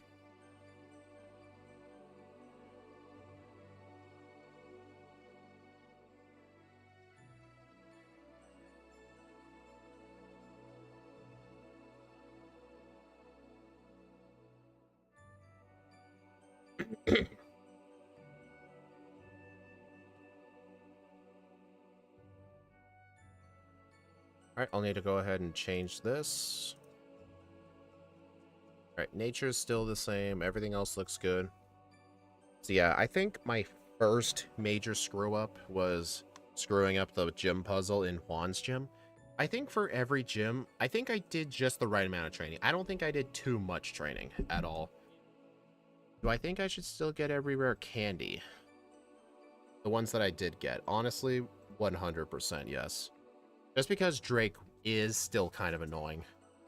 I do have to rely on at least one attack boost with Meteor Mash, but still a good idea to use the PP Max on it. Actually, I'm kind of curious where the metal coat is, actually. Take a look. Metal coat in Emerald.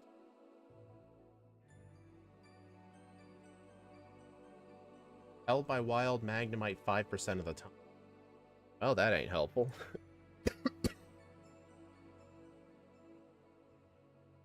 Okay. Let's go ahead and get started. I don't need to use the bathroom or anything, so let's start it right away. Alright. 3, 2, 1, go.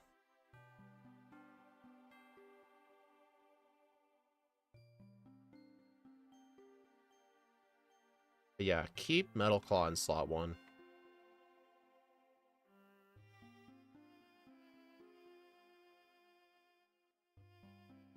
Alright, so I have been told that this route is the best route to get Zigzagoon because it's 15%, while the other routes are 10%. So when I need to catch Zigzagoon, I will come up here. In fact, here's what I might start doing. I think I might actually start catching my HM users before I head into the woods for the first time. I'll just buy pokeballs in Oldale Town while I'm here. And I'll catch the Zigzagoon, then I'll go catch a flyer, and then I'll just deposit them in the PC. That way I don't have to fight the double battle.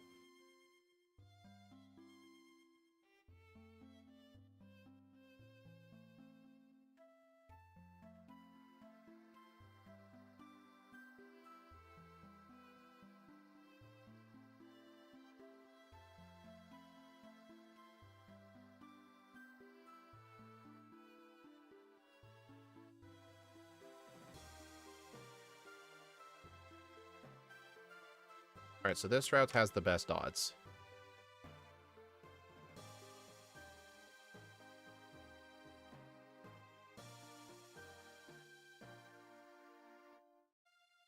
Oh, my flyer. Nice. Oh, come on. That thing resisted it.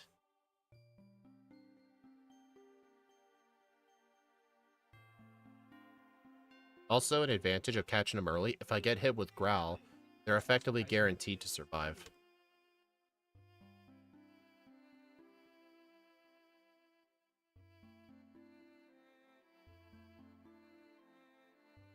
It was Metal Claw, yes, because it resists Metal Claw, and I thought it would have been fine, but it is a level 2. I probably should have just chucked balls right away, because Wingull does have Growl. If I get hit with Growl, then I'm sure it'll be just fine. Like, I'll be able to put it in red health.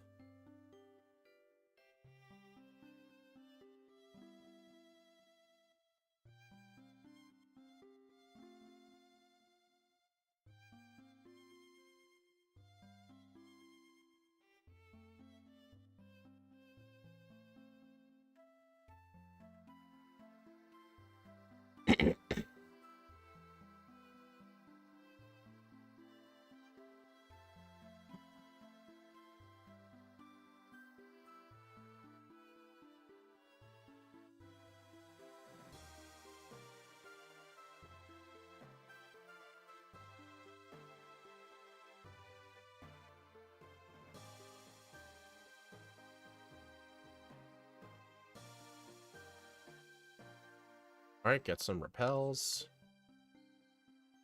Alright, just 4, but I can buy the rest in Rustboro. Not a big deal.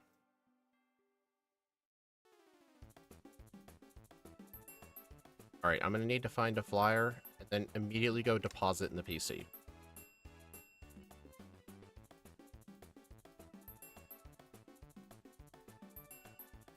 Honestly, it's probably faster to just fight them, honestly.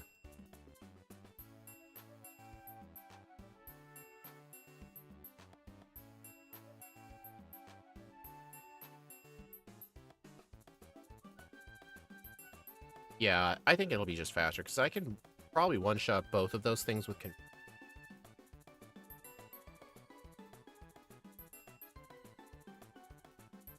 Alright, not fight this person.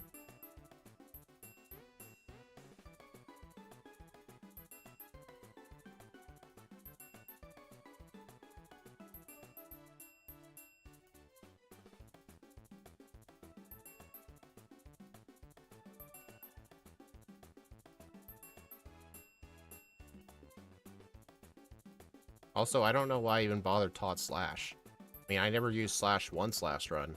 Then again, Moonlight would never have been useful.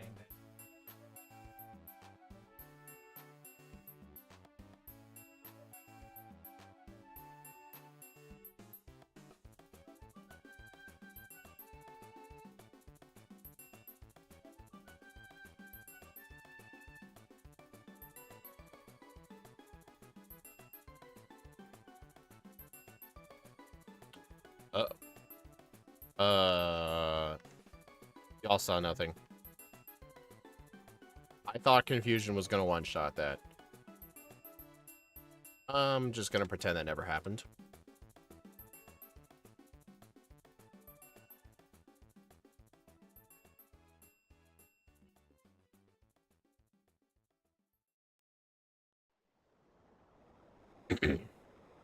I mean, I know the rule is it can't affect the battle in any way, but come on, it's just a random double battle.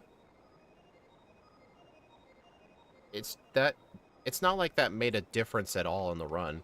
It's not like I was gonna die if Zigzagoon didn't do it. That was an accident. I wasn't doing it on purpose. I assumed Confusion would one-shot, so I didn't bother moving tackle to my own partner.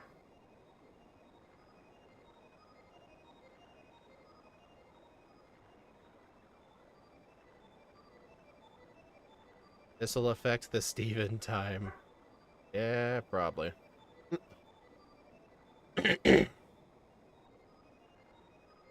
Alright, I'm not even gonna bother saving here.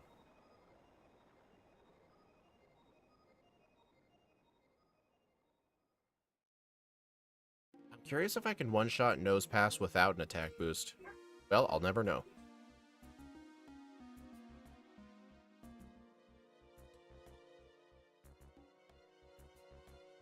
Alright, so I am behind on this split by 51 seconds, but that's only because I caught the HM users. I normally catch them during the Brawly split.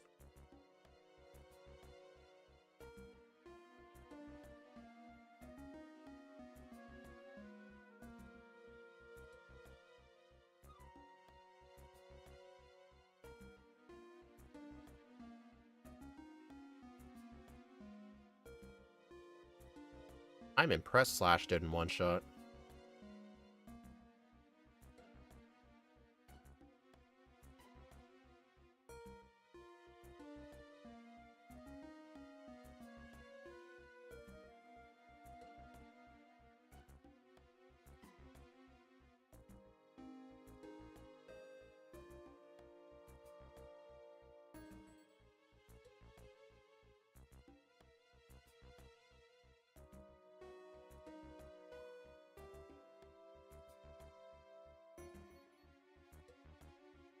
And it's so nice having Metal Claws consistently miss.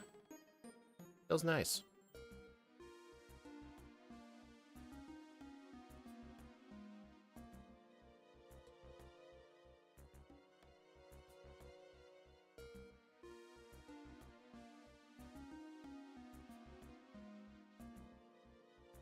It doesn't really have any reason to exist, not really. I mean, it's better than Moonlight.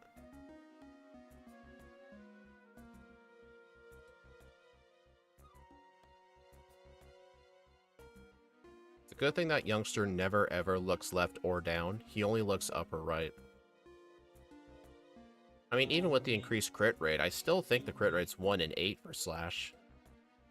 I mean, I guess it's good if you get the same type attack bonus with it, and if it's early on, like with Ursaring. I think Ursaring gets Slash. I mean, I know Persian gets it, but Persian's just a bad Pokemon. I don't really like it.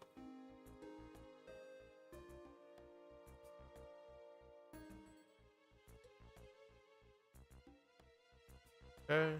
Don't need to go to the center. I need to buy some repels. Alright, I am gonna fight Brendan here still. Also, I know I did not catch a, I know I didn't catch a Meryl, but when I get Surf after Norman, I can just teach Surf to Zigzagoon, and I can just surf in the water, because the water has a 100% chance of Meryl. So I can just catch it there. It does make it a little bit harder, just because I can't really weaken it, but I've got like 11 Pokeballs. Surely I'll catch it, right?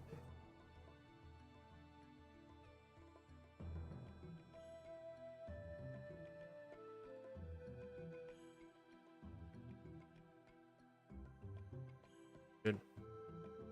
It's not even 1/8.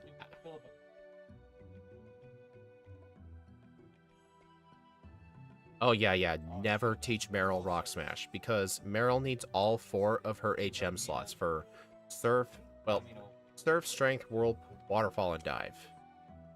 I mean, if you teach Surf to Zigzagoon, then teaching Rock Smash to it is fine. But that's not really what the game plan's supposed to be.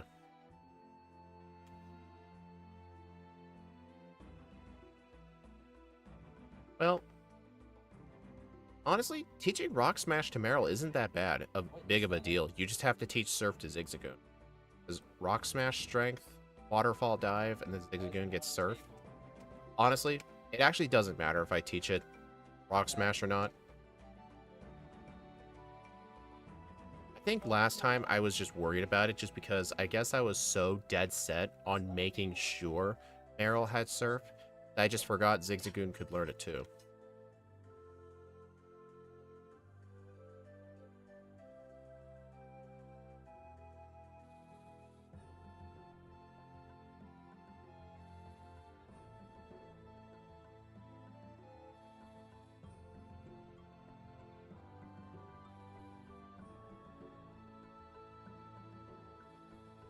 Dude, that Citrus Berry is actually kind of helpful there because it doesn't put him in heal range. Okay, so just because I didn't have to catch HM users, and I'm sure you guys remember how bad my Zigzagoon luck was in the first run, I'm ahead by 2 minutes and 16 seconds, which is really nice. Although I tend to notice in my Emerald runs, the second run tends to lose a lot of time depending on how many spinners I fight. So I need to just still keep playing. Alright, I am going to get the Great Ball here just because I never caught the Meryl. Decidueye-esque. Okay, it's not going to be as bad as Decidueye was. Decidueye, I believe, was over 30 encounters. I believe the time save on that split was like 7 minutes. It was insane just how unlucky I was. I encountered 2 C-dots on that route before I found a single one of those little bastards.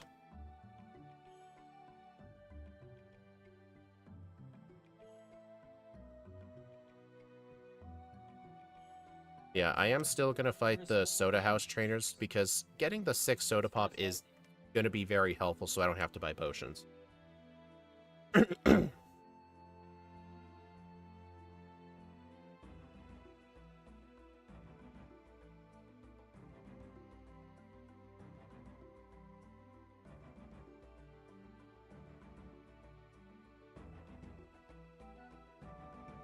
Alright, hold on. I am going to need a heart scale for later.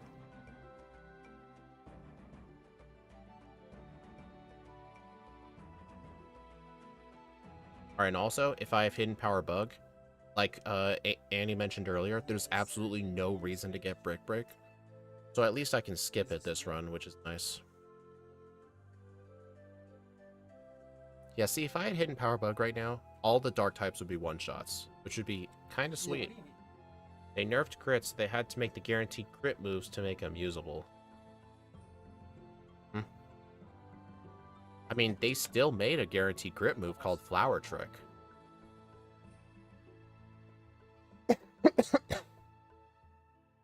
The shame, though, that so many typings resist grass moves. Otherwise, it'd be a lot better.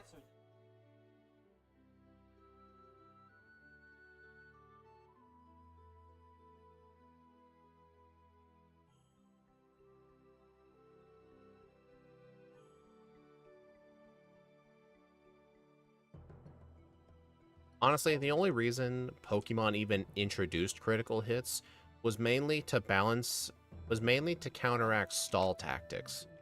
Because I'm sure they realized while making the game, if the opponent just like set up all their defenses and kept healing, it was literally going to be impossible to win the fight. That's why they introduced crits to just ignore stat changes. Although in Gen 1 they ignored positive ones too, but they at least ignored the opponent's defense.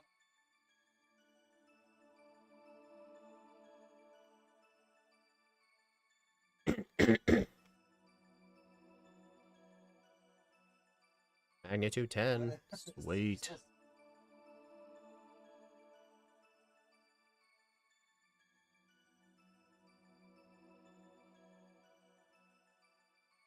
Steel, ground, and bug hits everything neutral. Not Skarmory.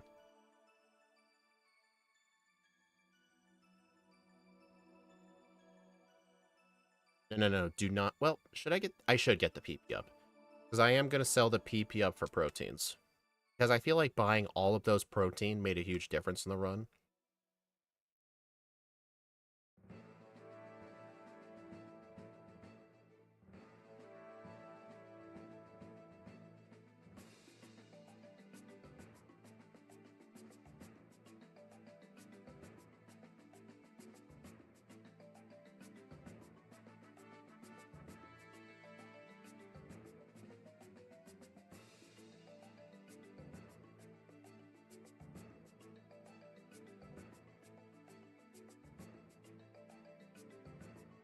Alright, so Confusion is just going to one-shot the Combuskin, so there is no need to save before this rival fight.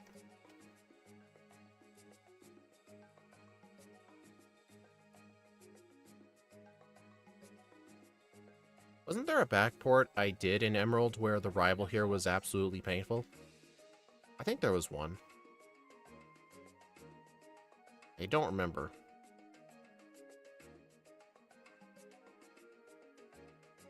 It might have been oh, it was 100% Decidueye.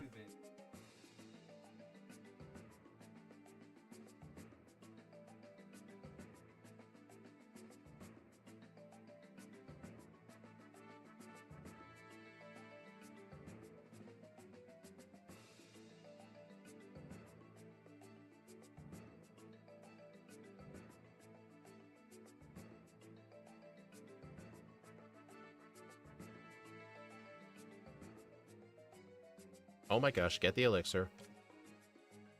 Oh, come on. That was just one step. Alright, I'll fight the trainers to the east, get the Mach Bike, and then go fight Watson.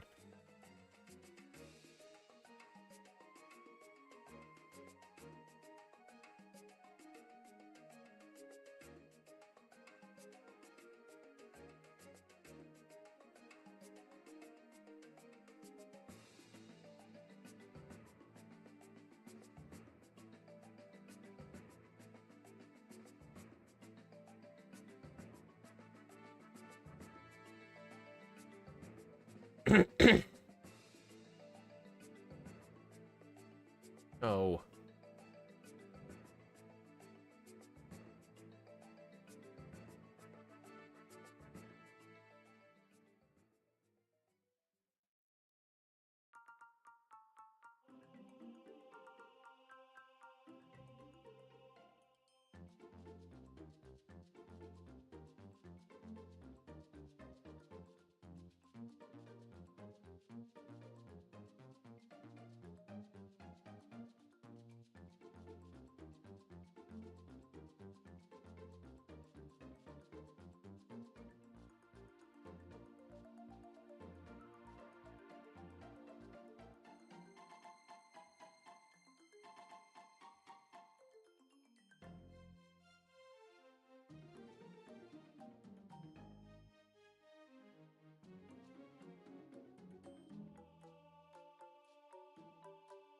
Alright, so the Voltorb isn't gonna...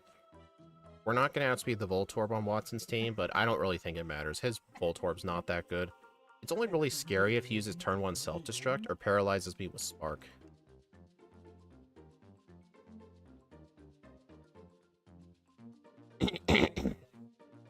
Also, it's really funny how that Zigzagoon has Thunderbolt.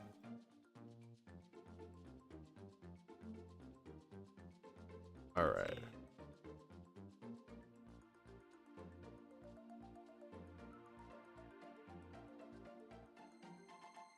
Honestly, I don't think I need to save before that fight. I guess better safe than sorry. Dang, I was kind of hoping to just use a turn 1 Meteor Mash, but oh well. At least blowing itself up made the fight quicker.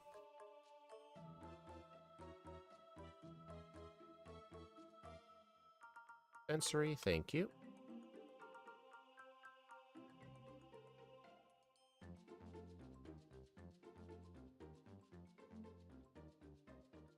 Hey, sub 20 Watson. 3 minutes and 35 seconds faster than the first run.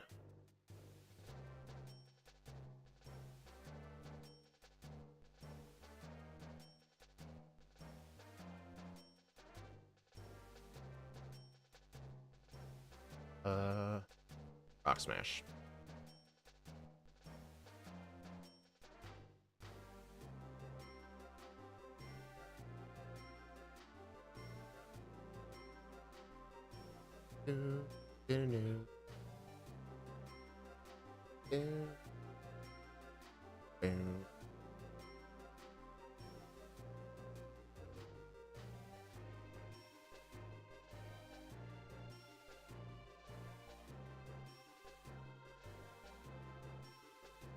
Ah. But yeah, if I'm gonna do the Crystal Backport versus race for Sunday for Braviary and Lycanroc, I'm not gonna do the Speedrun Sunday stream, but that's fine. Unless I do it a different day. I'm still not sure if I want to continue doing. I don't know if I want to do another run of Blue Rescue Team or not for the unrestricted category, because even though the run is boring for like half of it outside of dungeons, the run itself was still pretty dang bad. Like, I screwed up several dungeons. I've had to like read my notes several times. I had to go back into Tiny Woods 3 separate times to find an Oranberry because I forgot to pick one up. Honestly, I think if anything, I would probably just do a run offline and just submit it to the leaderboards. I don't know if I want to do another stream off of it. I mean, I was thinking of, like how I did OT randomizers after I finished the Blast Score speedrun that I was grinding for a month and a half. I'm thinking, before I do another speed game, I want to do a Majora's Mask randomizer. But those just take a lot longer than Ocarina of Time. Plus, with Super Bowl Sunday coming up, I think it's more appropriate to do that run for Sunday. Although that means I am going to have to make the ROM and the moveset.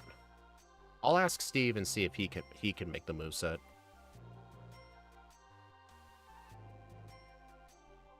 Plus, I am going to do that thing where I'll make their colors based off of the teams. I want to try and do it for the thumbnail too, like do some color corrections. I should not have done that.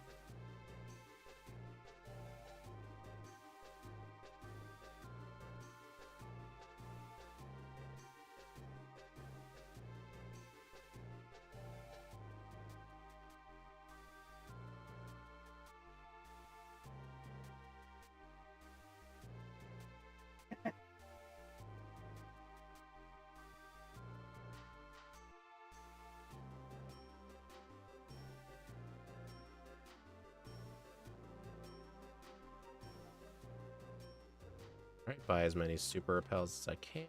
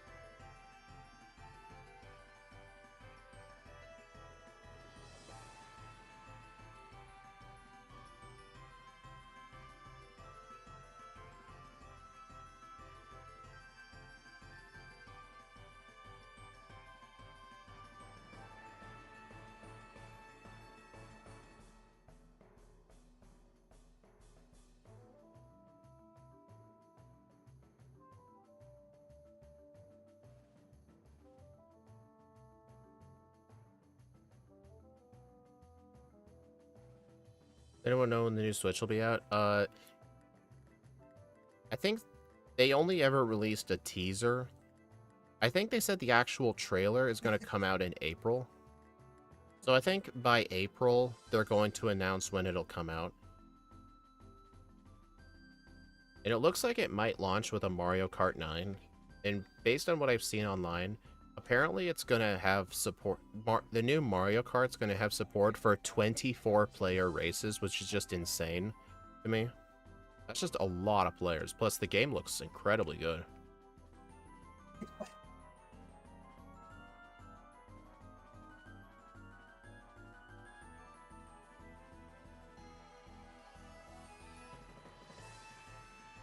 Alright, can we get the hiker?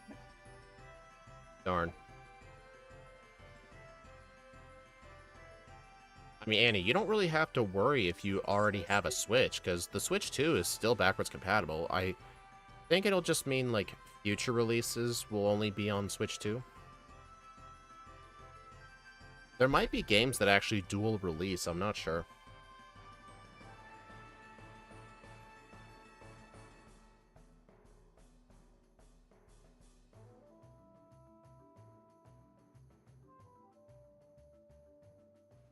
I'm probably not gonna buy one right away. I want to wait till there's some good games for it. Like, I'm not gonna buy it at launch, because I think that's a bad idea. I mean, unless you're that desperate for the new Mario Kart. I still have an OLED Switch that I like a lot.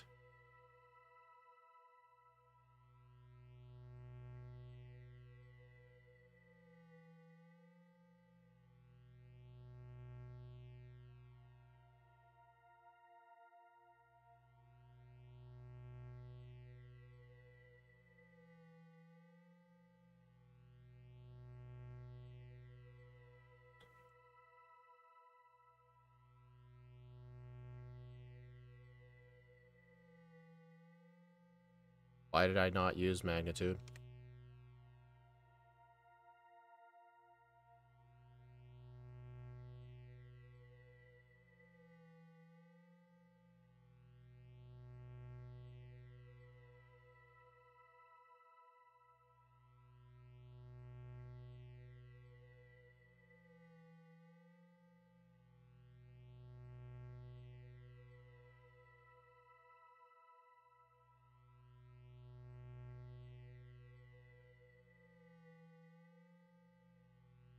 I think just 4 energy root will be enough.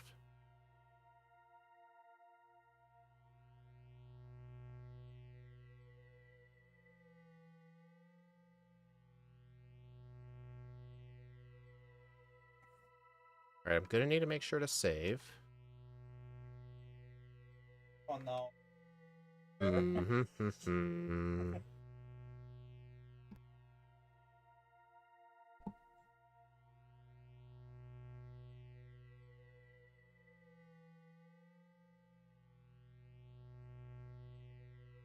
Energy root lowers friendship. Yeah, that's why I got him. I'm not using return.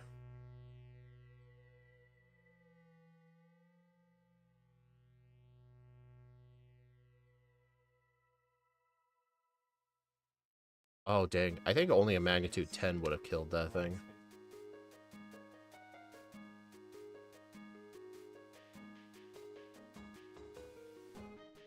Alright, I did lose a bit of time this split, but I'm still 3 minutes and 14 seconds ahead.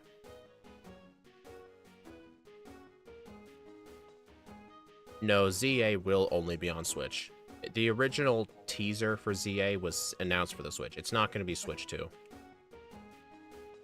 I think most likely the new Gen 10 Pokemon games will be on Switch 2. I've heard rumors that they were going to be a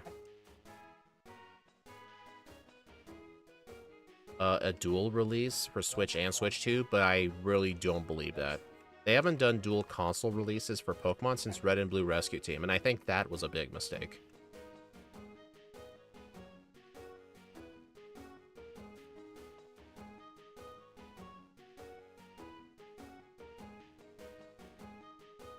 I think when Gen 10 eventually comes out, it'll probably be a Switch 2 release. No.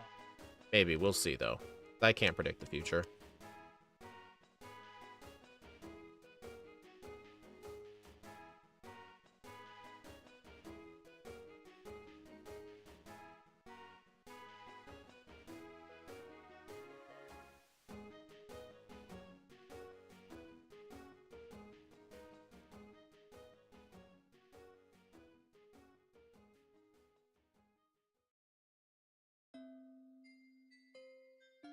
Alright, sadly, I'm not going to be able to buy as many proteins as I did, but that should still be good.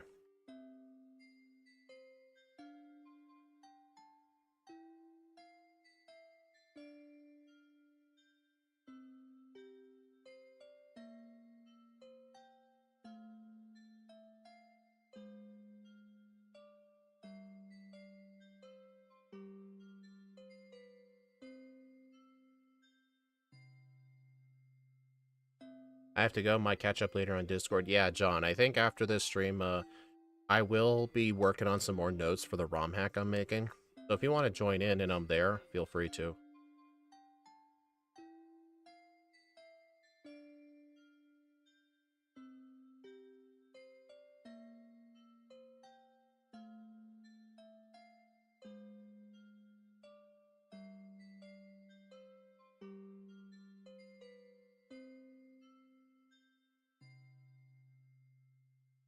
What type of ROM hack?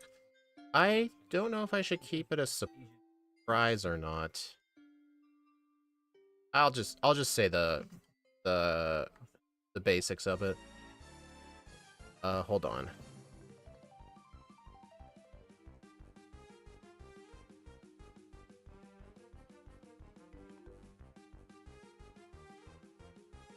Well, the thing is, I don't remember if I've ever said it on stream or not. Just in case I haven't, you know what? I should probably keep it a surprise.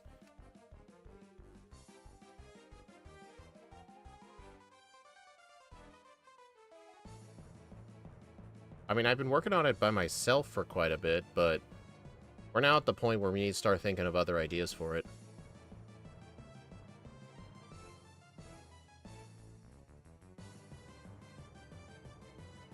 Nice crit. You mentioned it? Ah, okay. So, yeah, it's the regional variant one. I was just keeping it a secret just because I couldn't remember if I had mentioned it. But yeah, it's a regional variant ROM hack. So basically, like, instead of Meowth, it'll be Alolan Meowth. Instead of Growlithe, it'll be Hisuian Growlithe. The Cantonian versions won't exist. It'll be just the variants. But there's going to be a lot more changes than that, though. The main plans that and ideas that we're thinking of right now is all the Pokemon are going to have way better movesets, and the trainers are going to have different teams.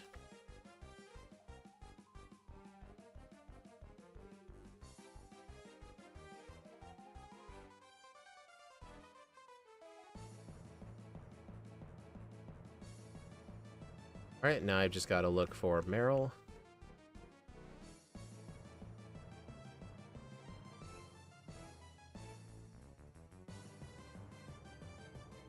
There we go.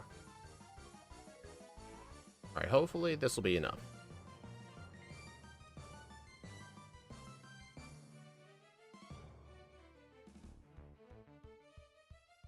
There we go.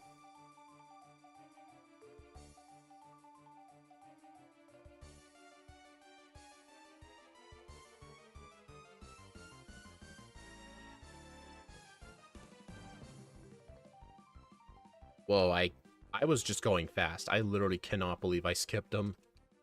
That's insane.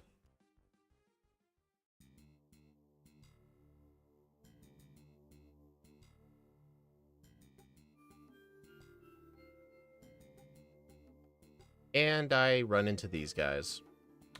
Cool. That's just fun.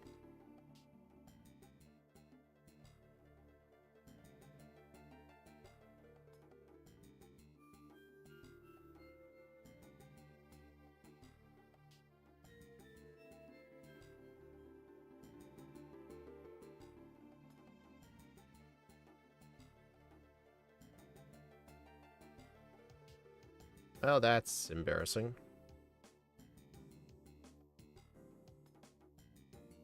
Well, the regular Cantonian Pokemon in general will also have better movesets.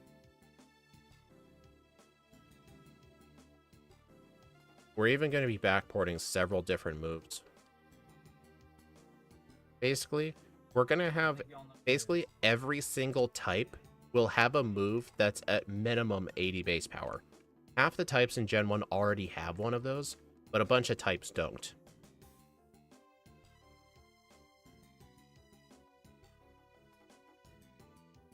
But basically, we wanted to have the regional variants, plus add a bit of challenge and interest to it. I don't know if we'll do any overworld map changes, probably not, but you never know. I can definitely tell you it is not X-Scissor. Steve purposefully said he did not want it to be X-Scissor, because he says it's too Scizor.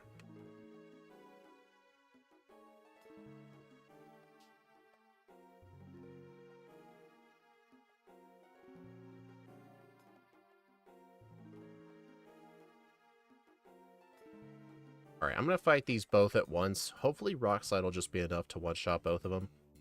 Twin Needle Gang too.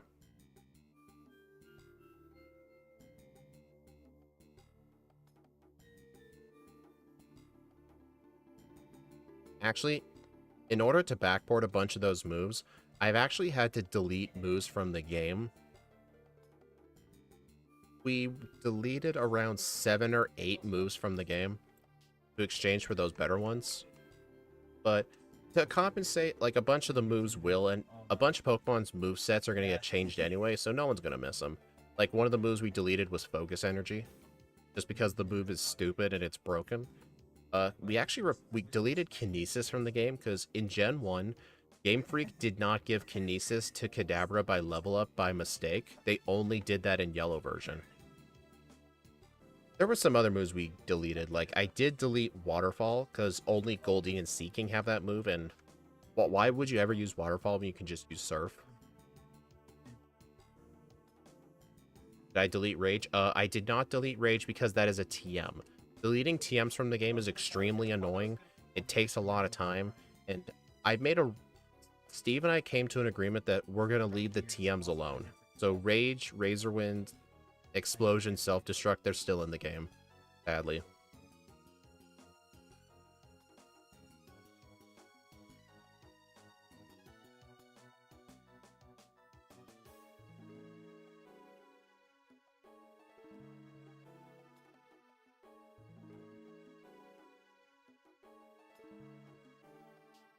Map enhancement would be very nice.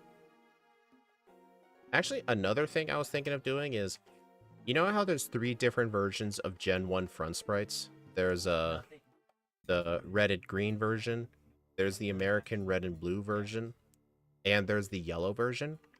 I was thinking I look at all 3 versions of those sprites for each Pokemon, decide which one looks the best, and then use that for the in-game sprite.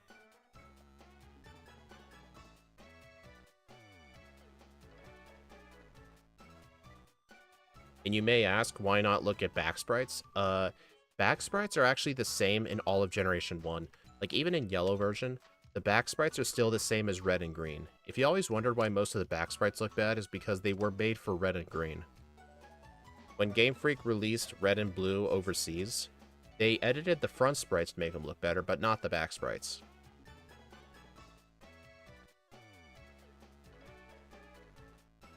Ghastly will be the green version, I assume. The green version Ghastly is extremely cool. Actually, the green version Mewtwo is awesome. Honestly, one of my favorite red and green sprites is... what would it be? Is it cheating if I say coughing?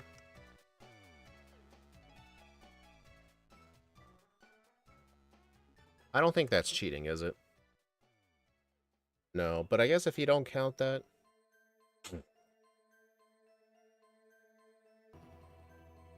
I really do like Weezing's front sprite. Nidoking and Nidoqueens are really good. Like, a lot of the red and green sprites look like the old base set, fossil, and jungle Pokemon card artwork. Because those cards were based on the original Ken Sugimori red and green artworks. So they just look way better.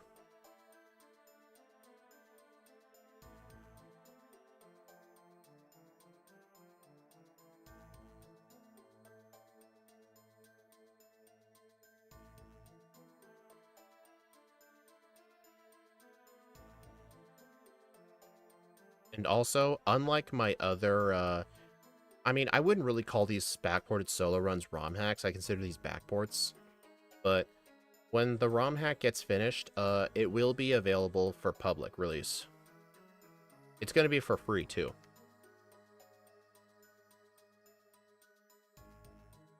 Plus, something that's I hope to have happen. I mean, I know Steve is, like, helping me with ideas, but this ROM hack is going to be all me. Like, it's not like Steve's going to be helping with code or image making or anything. The ROM hack's going to be pretty much my work. He only really helped with, like, coming up with ideas. He's like an ideas guy. But yeah, I'm going to try and see when the ROM hack is finished. I want to see if we can get people like Scott or Gym Leader Matt to play my Backport on their stream, like a casual like solo run like they did with Yellow Legacy. I'll see if I can get them to do it. But if I'm going to do that, I better make sure the ROM hack is as good as possible.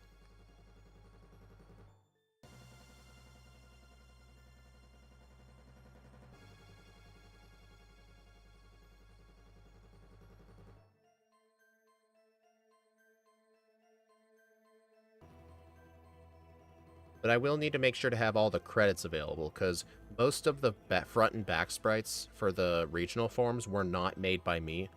A couple of them were. Some were made by Scott, but most of them were made by other people. I'll need to make sure I know exactly who made what, and make sure to put them in the credits. Also, I nearly died. Alright, I lost about 2 minutes on this split.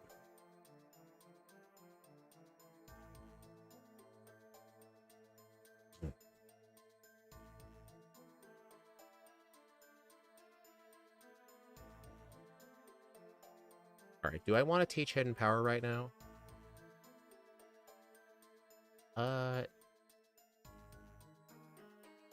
I should, yes. Alright, do I need extra sensory anymore? I don't think I... Get rid of Metal Claw.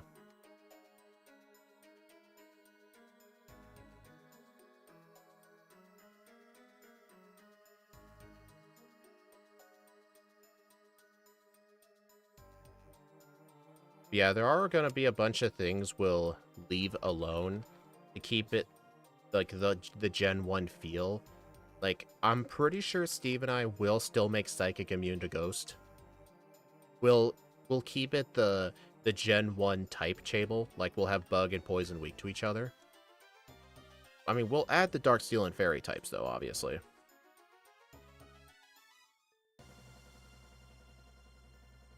But,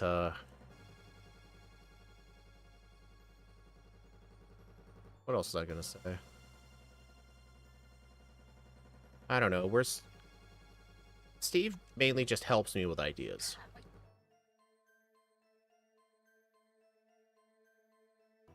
Oh, I actually will backport Shadow Ball, just because Ghost moves in general are just incredibly unbalanced. Like, there's only Lick, Nightshade, and Confuse Ray. So, there will be Shadow Ball.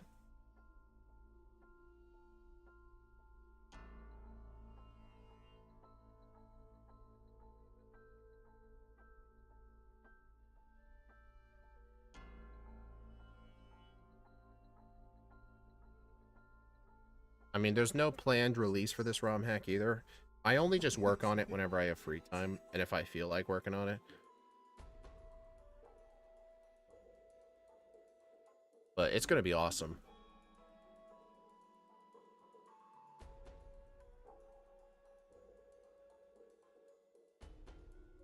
We want to make it not just a thing for, like, if you want to do solo runs with it. We want to make it a thing you could play casually, too.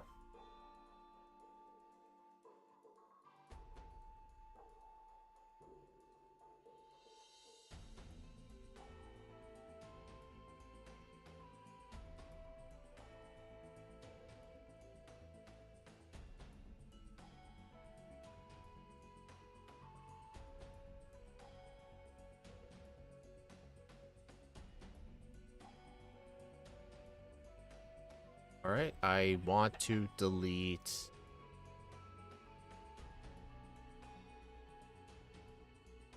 Extra sensory.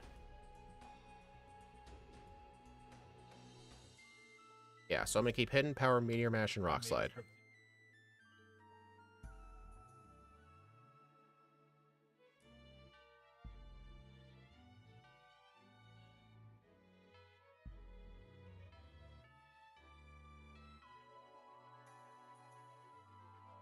A Shadow Ball won't help unless you make it special. I am not making Ghost special. That is stupid. It breaks the evolution rule.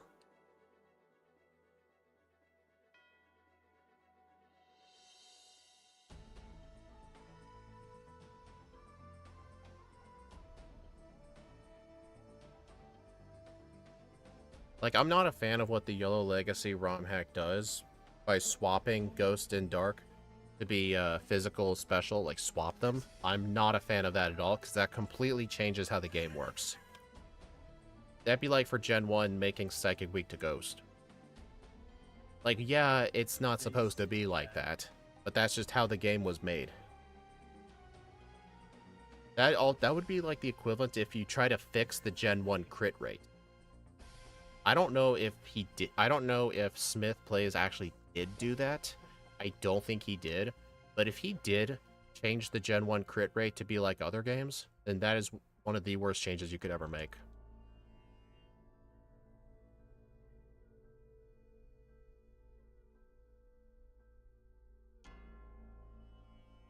And besides, like, making Darks physical instead of special actually does hurt some Pokemon bad. Like, it's gonna hurt Houndoom, for example. What about Hyper Beam? Will the mechanics be the same? Yeah, I'm not changing. I'm not gonna change how moves work.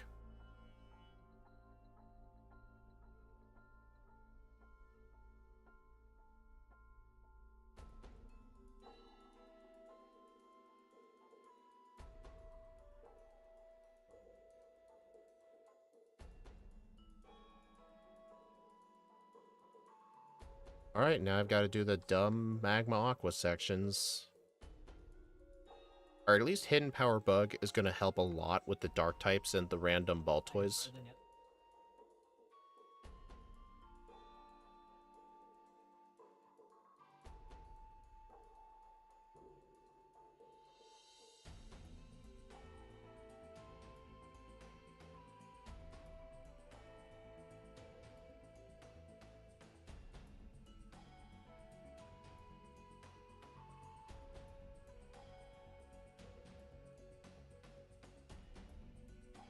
Well, the old crit mechanic is still broken. Yeah, I'm glad they don't have it like that nowadays. But that doesn't mean I want to change it.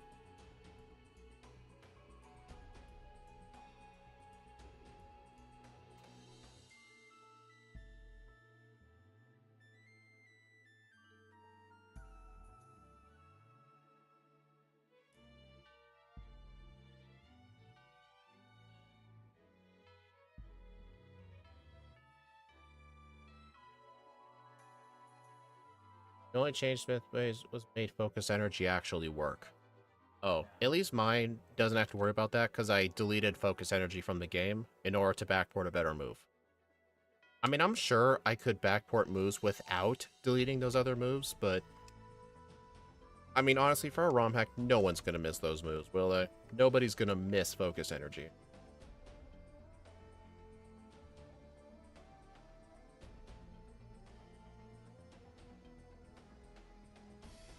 Karate Choppy fighting or normal? It'll still be normal. I've actually brought that up with Steve when we were discussing ideas. Should I make Karate Chop fighting? And he said no. It makes sense just because we don't want to change how the game works. How's the run going? The first run had a lot of player errors in the late part of the game, but so far the first playthrough's doing really good.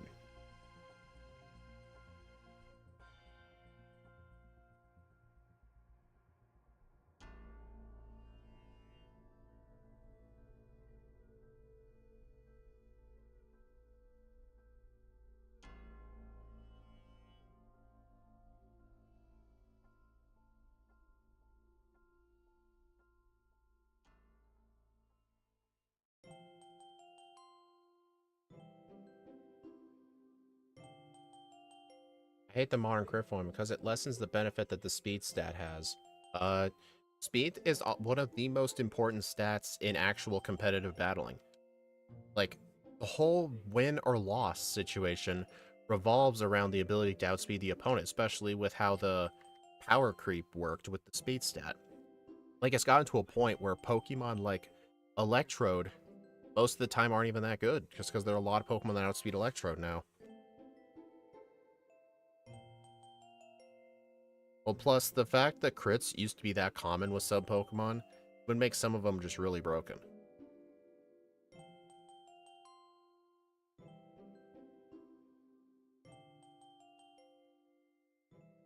No, I think having speed determine the crit rate was kind of dumb. Because that just made fast Pokemon even more overpowered.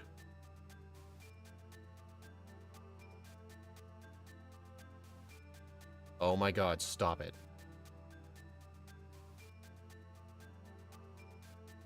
I nearly died here.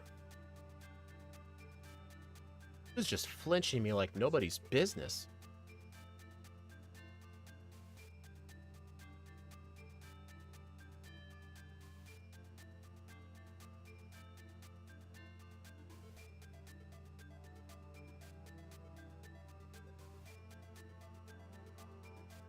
It went from crits being like 16% for most months to 4%. I'm actually glad that crits don't happen often. Because I think crits are supposed to be rare.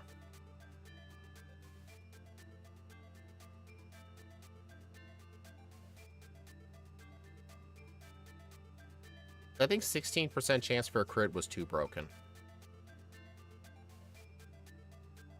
Yeah, they've nerfed crits a lot. I think modern crits like 132. I did not get rid of Pound and Growl because a lot of Pokemon start with those moves, and they're just too important to get rid of. Just a lot of Pokemon start with those moves. Here's the thing, like, I'm not upset that they nerfed crits. There's a lot of stuff they nerfed that I like starting Gen 8 or 7, one of those gens. They changed the chance of hitting yourself in Confusion from 50 to 30%. So moves like Confuse Ray just aren't good anymore, and I'm thankful for that.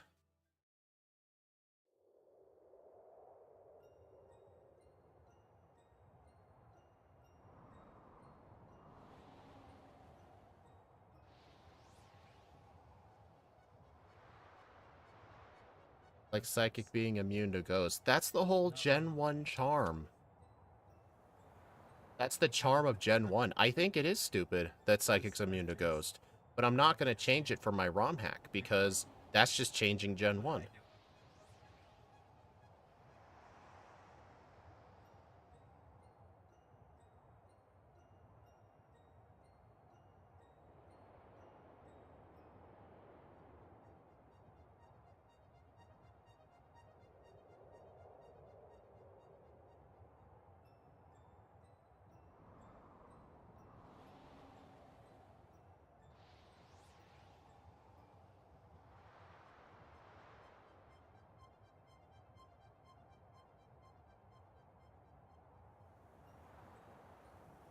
Yeah, Hidden Power Bug is just so awesome.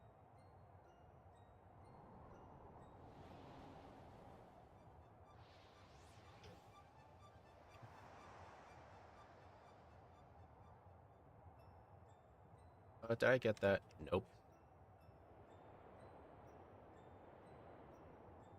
Oh, one of the moves I got rid of was Conversion, because only Porygon learns it, and when we rework the movesets, we can just have Porygon start with other moves. Because Conversion's not a good move. And it's not like any trainer in the game has a Porygon.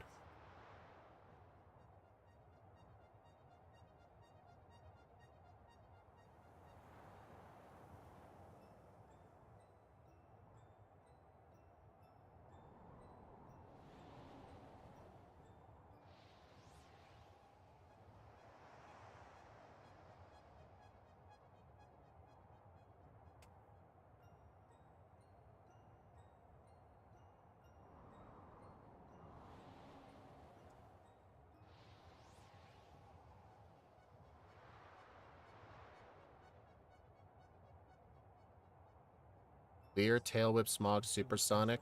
Will Leech Life get boosted? Leech Life will not get boosted, no. And all those other moves are still in the game. Moves that a lot of Pokemon start with at level 1, like Leer, Tail Whip, Growl, Pound, Double Slap, those moves are still in, just because those moves are important for a lot of Pokemon's learn sets. We only deleted moves that like either one or two Pokemon learn, or there are moves that just nobody likes, like Focus Energy, for example. Nasus is not even in Red and Blue. And let's see, can I think of some other moves I got rid of?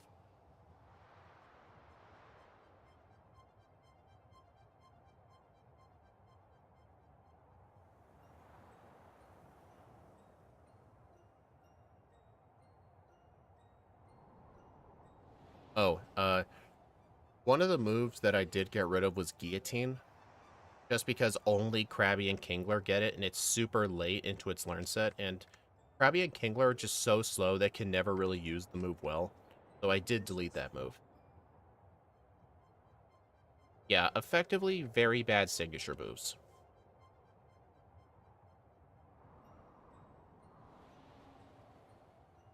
But hey, they're being exchanged for much better moves, and for Pokemon where one of their moves got deleted, we'll give them one of those moves to make up for it, as long as it makes sense, of course.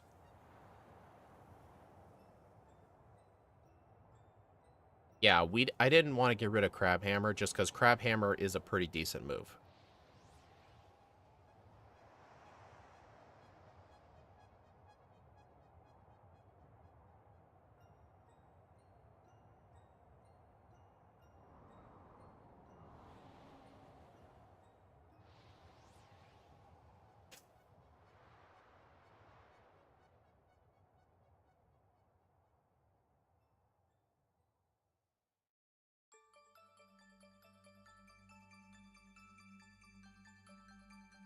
Alright, fight the gym trainers one at a time.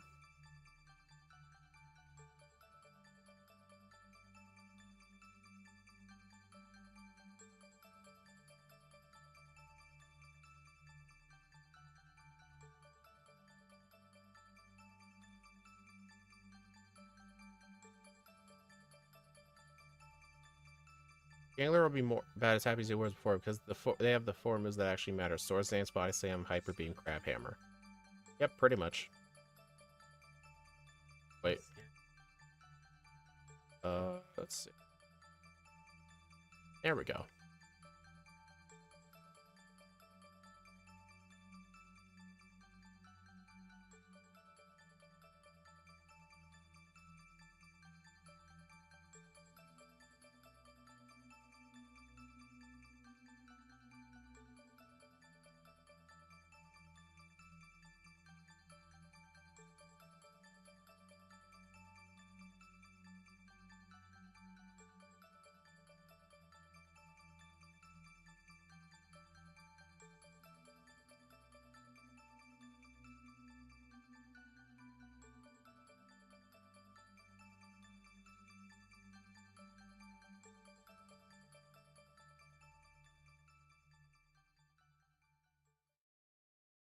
I mean, I'm pretty sure Pinsir got guillotined too. But we're literally backporting an 80 power bug move, so we'll just give it to Pinsir. That'll be more than good enough for it.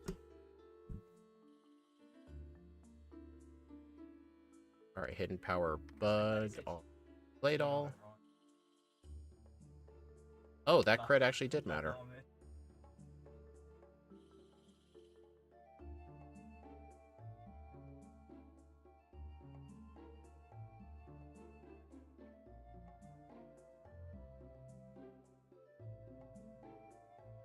Nice crit. It was going to be Bug Bite, but Steve and I decided that each type should have a minimum of a 80, should have at least one minimum of 80 power move.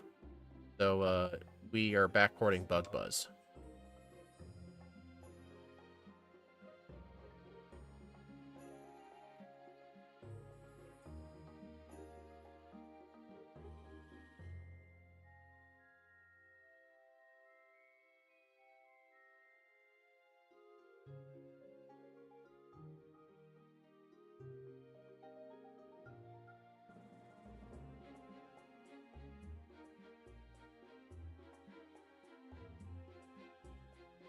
Yeah, right now we're 2 minutes and 9 seconds ahead.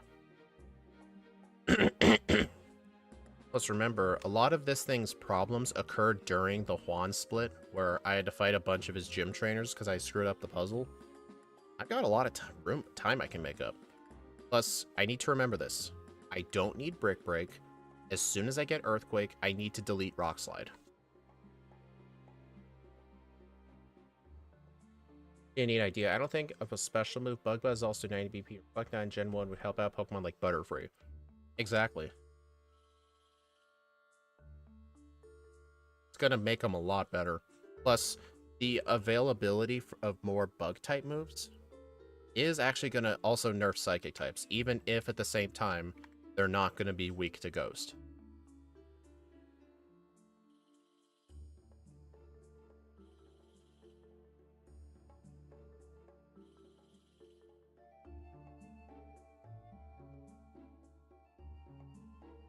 Bug Buzz sounds like one of those level 30 moves, Butterfree. I mean, we're gonna have to reference its actual moveset. I mean, something that Steve and I are gonna do is we're gonna look at every single one of the Kanto Pokemon. We're gonna take a look at its modern moveset, and basically every Pokemon's gonna get it's gonna get its level up moveset. It's gonna get a huge glow up, basically. Sub.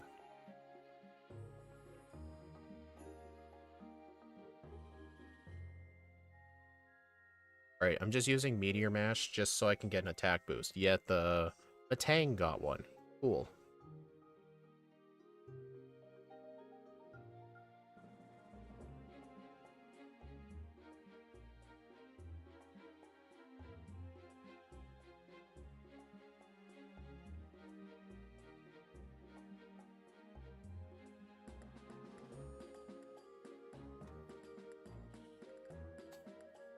Nice crit on the Crobat.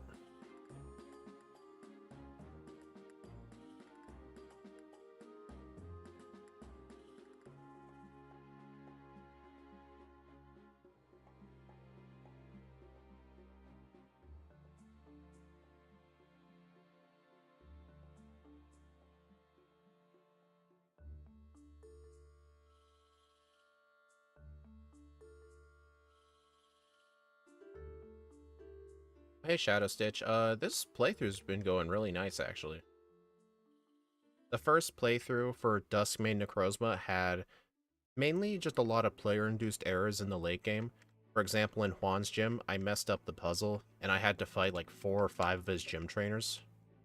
It was kind of awful.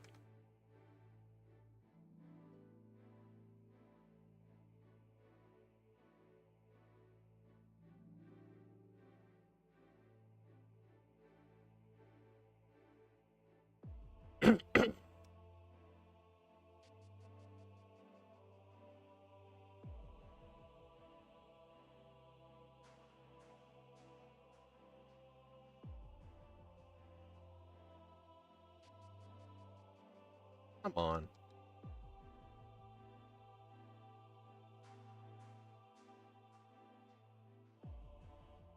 I actually wonder if the Gen 1 game's gonna have enough room for the larger movesets. I think it should, though. There's no way a list of what they can learn by TM and stuff, there is no way those take more than a few bytes of memory. I mean, if it gets that bad, we can always end up deleting something.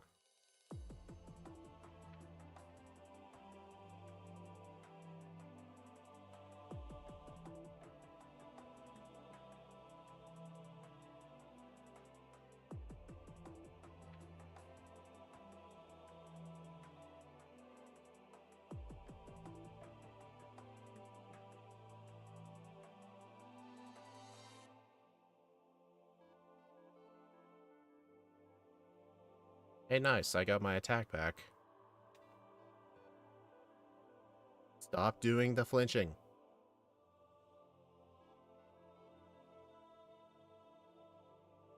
Swagger. Okay, that actually kind of hurt.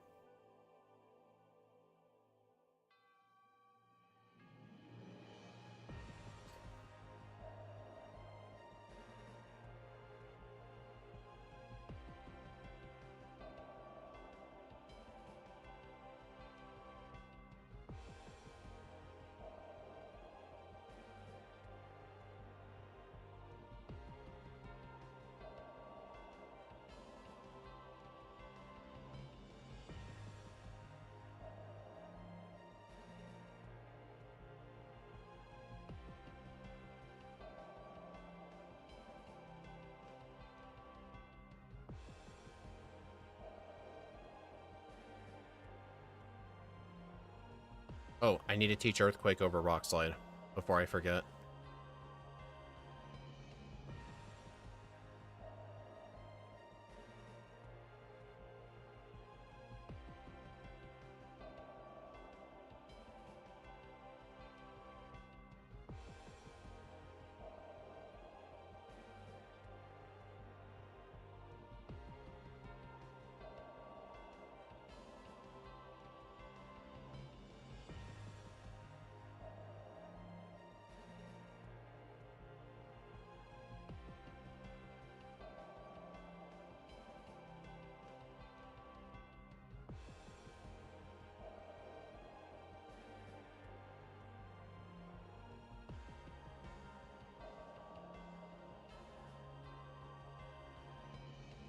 Got it at level 40 or 42. Well, Steve and I will figure it out.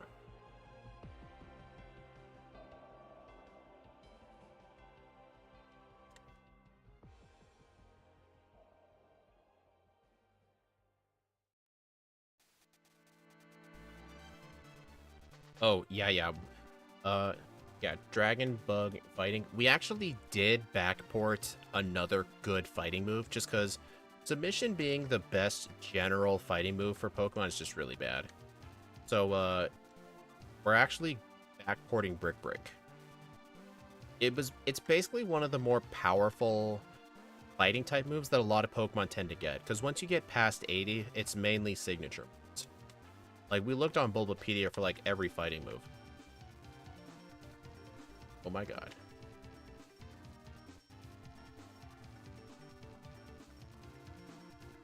No, we'll give it what level it makes sense to give it. We're not going to swap submission because submission's a TM. We're not deleting TMs from the game. Yeah, nobody's going to miss submission, but I don't want to swap around and delete TMs. Not even make submission a different, like, move. That's a lot of work. It's a lot easier to delete level up moves than TMs, just because you have to delete all references to that TM as well in the game's code.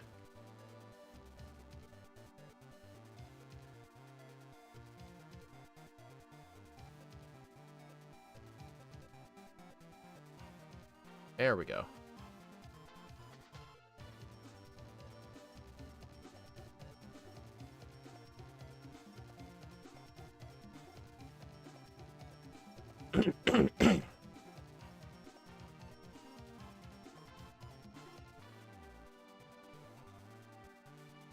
Let's see if I can get an attack boot.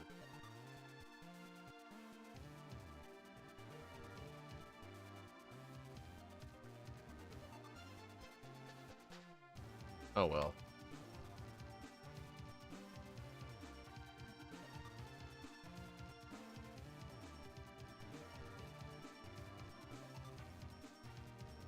Nice crit.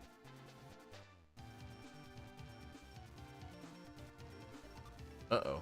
Dude, come on. That's not fair. Oh. Dude. Thank you. Juan was really trying to be annoying there.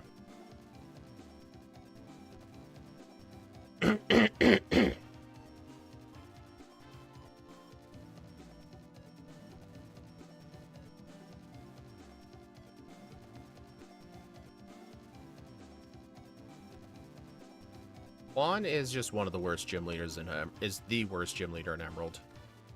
I mean, Wallace in Ruby and Sapphire isn't any better. In fact, he's actually kind of worse.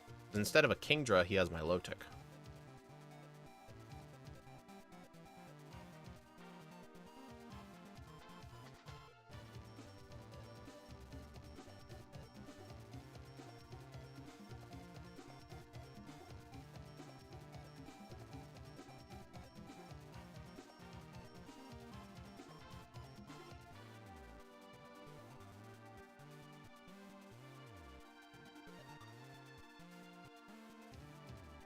We didn't get rid of any of those, no. We actually considered getting rid of Sharpen just because it's a clone of Meditate, but I went against it just because I found a better move to delete. Mainly just because Sharpen is learned by so few Pokemon. I think it's just Porygon and Tentacool.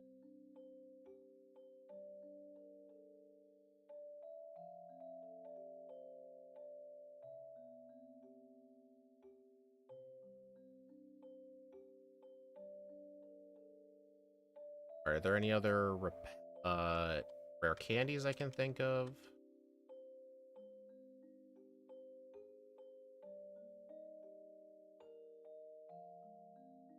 It's just Porygon. Oh.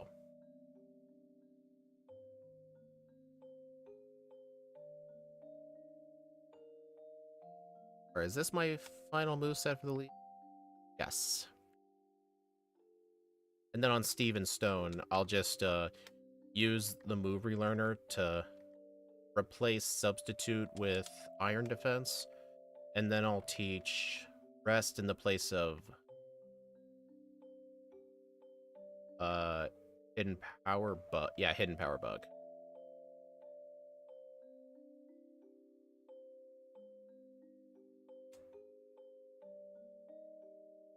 Yeah, now that we have Earthquake this time, Wally is not gonna nearly kill me.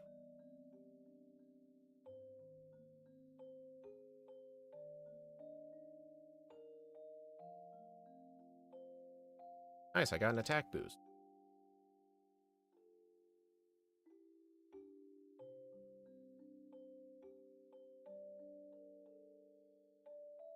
Altaria's still annoying though without Rock Slide.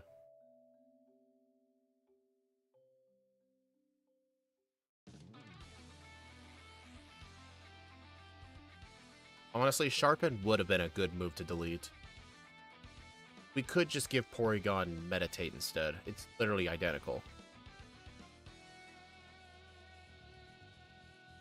I guess if we ever need a Backport another move, and get rid of Sharpen. I mean, we couldn't think of another move to Backport. We only wanted to Backport a minimum of an 80 power move for a typing in Gen 1 that doesn't have one.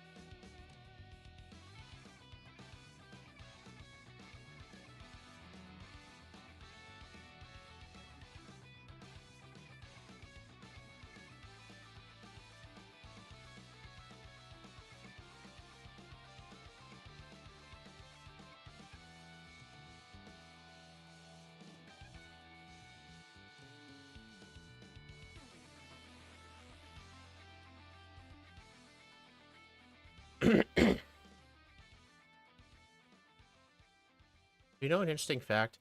One of the cool trainers in here has a Lantern that knows Earthquake, even though Lantern can't learn that move. Kind of funny. That person must be related to Lance.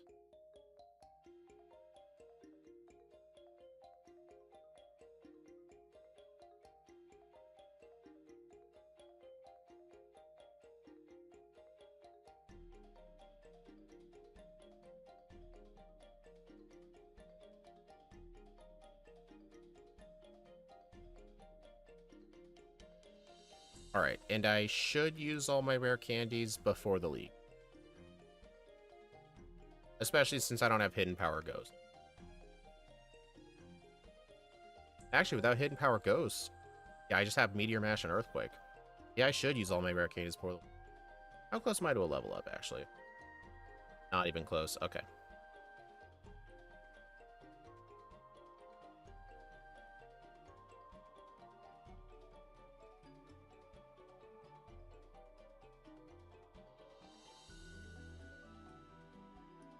Alright, this will get me straight to level 62.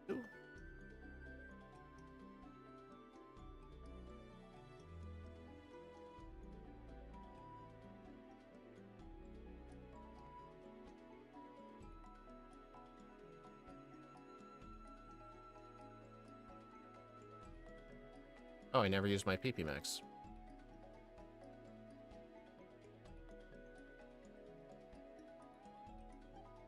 You know, I guess it may have been worth it to get the white herb just for this fight, just so I can get rid of the Intimidate. But it's not going to be that big a deal.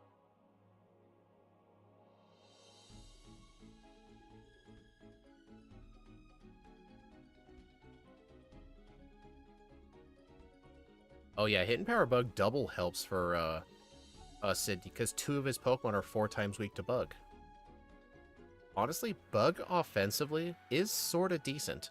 But the main problem is there's just not a lot of good Bug moves till Gen 4. That's the main problem.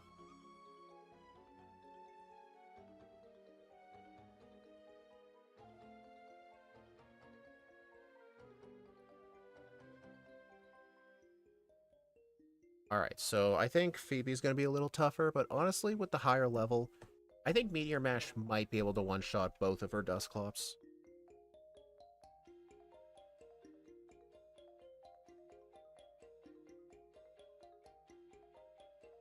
Yeah, but even then, very few Pokemon learned it. Like, just a generic attacking Bug move.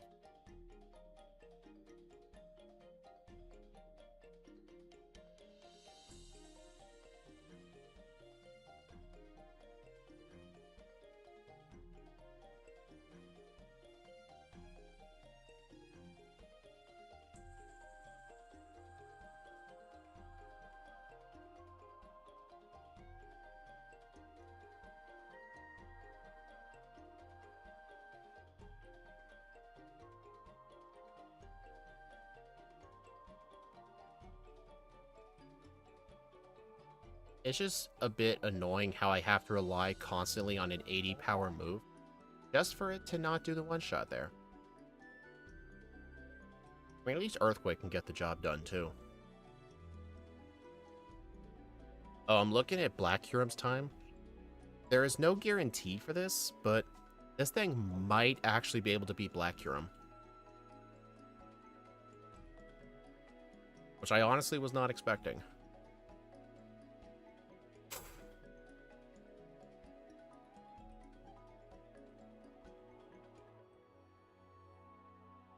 Black Curum's time was 126. So far, I'm still at 0 resets. Life pin. Lunge and Quiver Dance are not in Gen 3. Plus, Leech Life in Gen 3 is only 20 base power.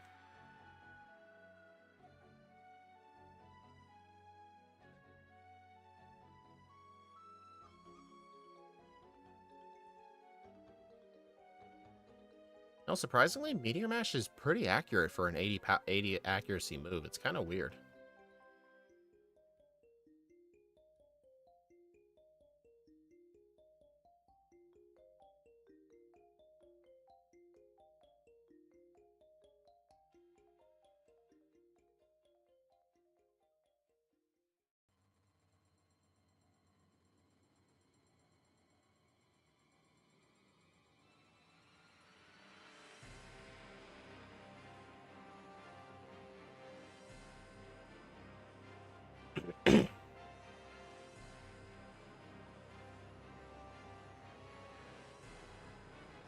Alright, Earthquake.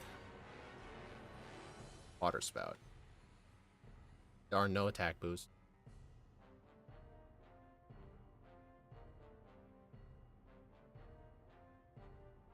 Ah. Alright, I need to keep spamming it just so I can try and get my attack back to normal. Okay.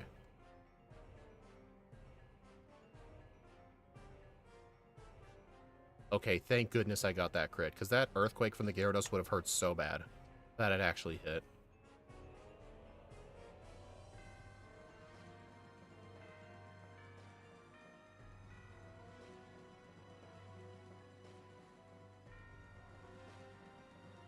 Nice, Citrus Berry put it out of heal range. Alright, I beat Wallace 9 minutes faster. Okay, yeah. It's gonna take me about 1 minute and 40 seconds to get to Steven. So, this will 100% beat Black Curum. despite having lower stats. That's incredible. I think that's purely from typing alone.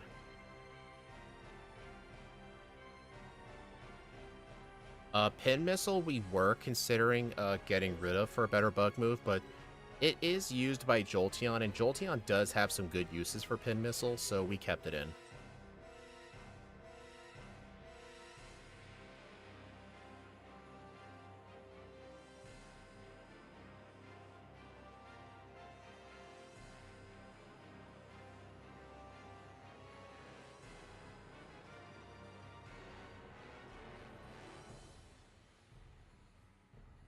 Alright, I will need to get Iron Defense taught over Substitute.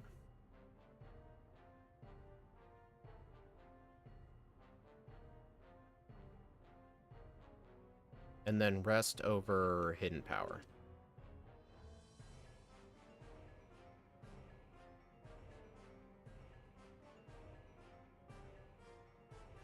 And Chesto.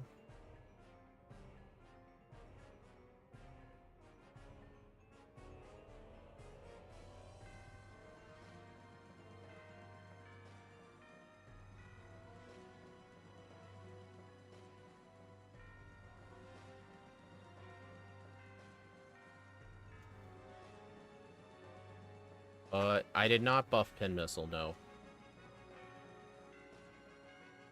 Yeah, any moves that are regularly in Gen 1, like already, those did not get buffed or changed at all. The only things I did to the moves were I deleted some to add some different moves. But like moves that I left in, the effects are still the same.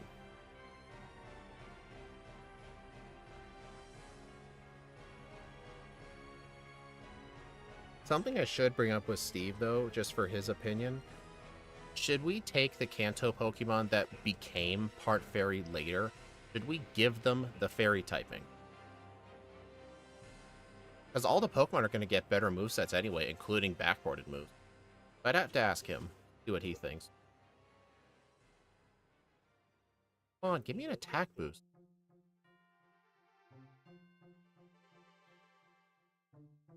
Okay, the fact I got no attack boosts on all those Meteor Mashes is kind of upsetting.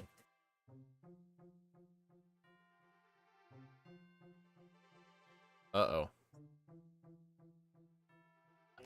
There is a chance I may have my first reset.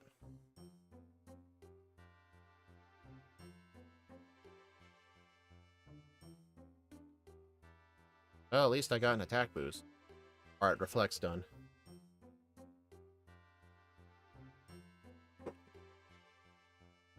I want to keep the type matchup chart the same. I don't want to change the type matchups, if that makes sense. Like, if I make Psychic weak to Ghost, shouldn't I make Poison resist Bug? I don't want to do that. I'm not going to pick and choose which ones to change. I should be consistent, you know? Or should I make Fire resist Ice instead of be neutral? Should I make Bug not weak to Poison? Uh-oh. Uh-oh. No, no, no, no, no, no, no. No, no, no, no. No, no, no, no, no, no, no. No. No. Okay, this thing can't be Black Hero now. A confusion. Oh, man, dude. That was my first reset, and it was on the very last turn. That alone means it can't be Black Hero. It's impossible.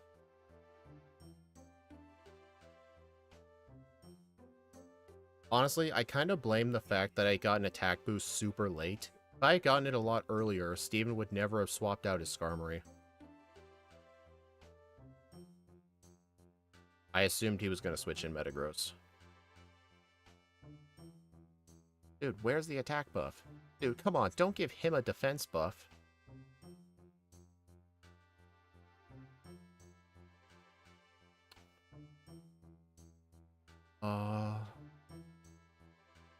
But yeah, I just don't want to change the type matchups. Because it's kind of unique that Gen 1 has its own type matchups. So I think I just want to leave them alone. I mean, obviously add the fact that, like, Poison resists Fairy and stuff like that. I'll obviously add that.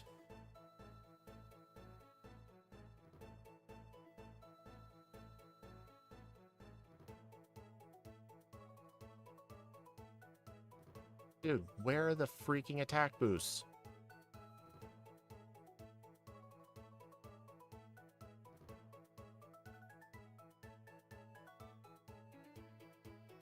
Alright, thank you for using light screen, though. Oh my god. Okay, I am getting super unlucky with these attack boosts. That is not what I meant to use.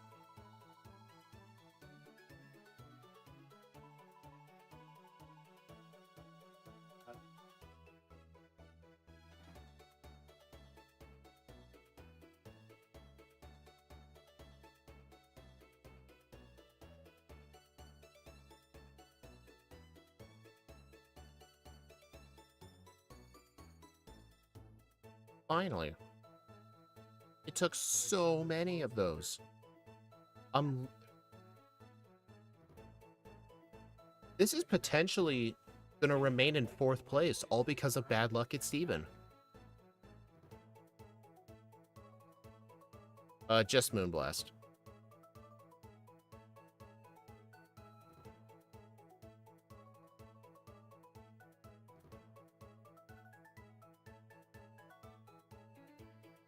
$128.04, 2 resets at level 66. With a game time of 4:11. Well, 5:49 faster. Wow, this could have been 1st place over Black Huron. But I hit myself. I couldn't get an attack boost off a Meteor Mash, which is supposed to be 20%. Well, I had a 1 in 5 chance, and I used like 12 Meteor Mashes. Plus, the Clay Doll using Reflect was really bad. Oh, 1 less reset. I mean, don't get me wrong. This run, though, was still really good. Things just went wrong at Steven. And honestly, it wasn't really player error. I guess this thing just needed a bit of luck, because it had to rely on 1 attack boost, because it only has Meteor Mash for the Skarmory, which is kind of bad. Alright, so if we take a look at this leaderboard here, I should probably... Yeah, there we go. So yeah, unfortunately this couldn't unseat Black Huron or Samurott, but at least it got a faster time than Typhlosion. Yeah, this Pokemon, like, if you give it Hidden Power Bug, and you know when to use Metal Claw, or Meteor Mash, or Magnitude, it's actually kind of good. It's really annoying how you have to deal with so many non-accurate moves, though. Still, this thing had potential to get 1st place. But 1 single piece of bad luck in the last minute. If I didn't hit myself in confusion... Actually, wait. Me hitting myself in confusion, did it matter? It actually... You know what? Yeah, it actually did matter. Because I would have had enough health, probably. Plus... Besides that, like, if I had just gotten an attack boost, I would have been fine. Anyway, though, this was still a fun run, so yeah, thank y'all for watching, everyone. Thank you for stopping by, I do appreciate it. The next stream will be tomorrow, where Ike the Killer will be joining us, where I can't remember what Pokemon we're doing for Red and Blue. We are going to be doing Rabombi. Unfortunately, Steve says he will not be able to join us, probably, because I think he's going on vacation or something, so it's just going to be me and Ike again, but we'll see. Anyway, I will see you all later. Bye.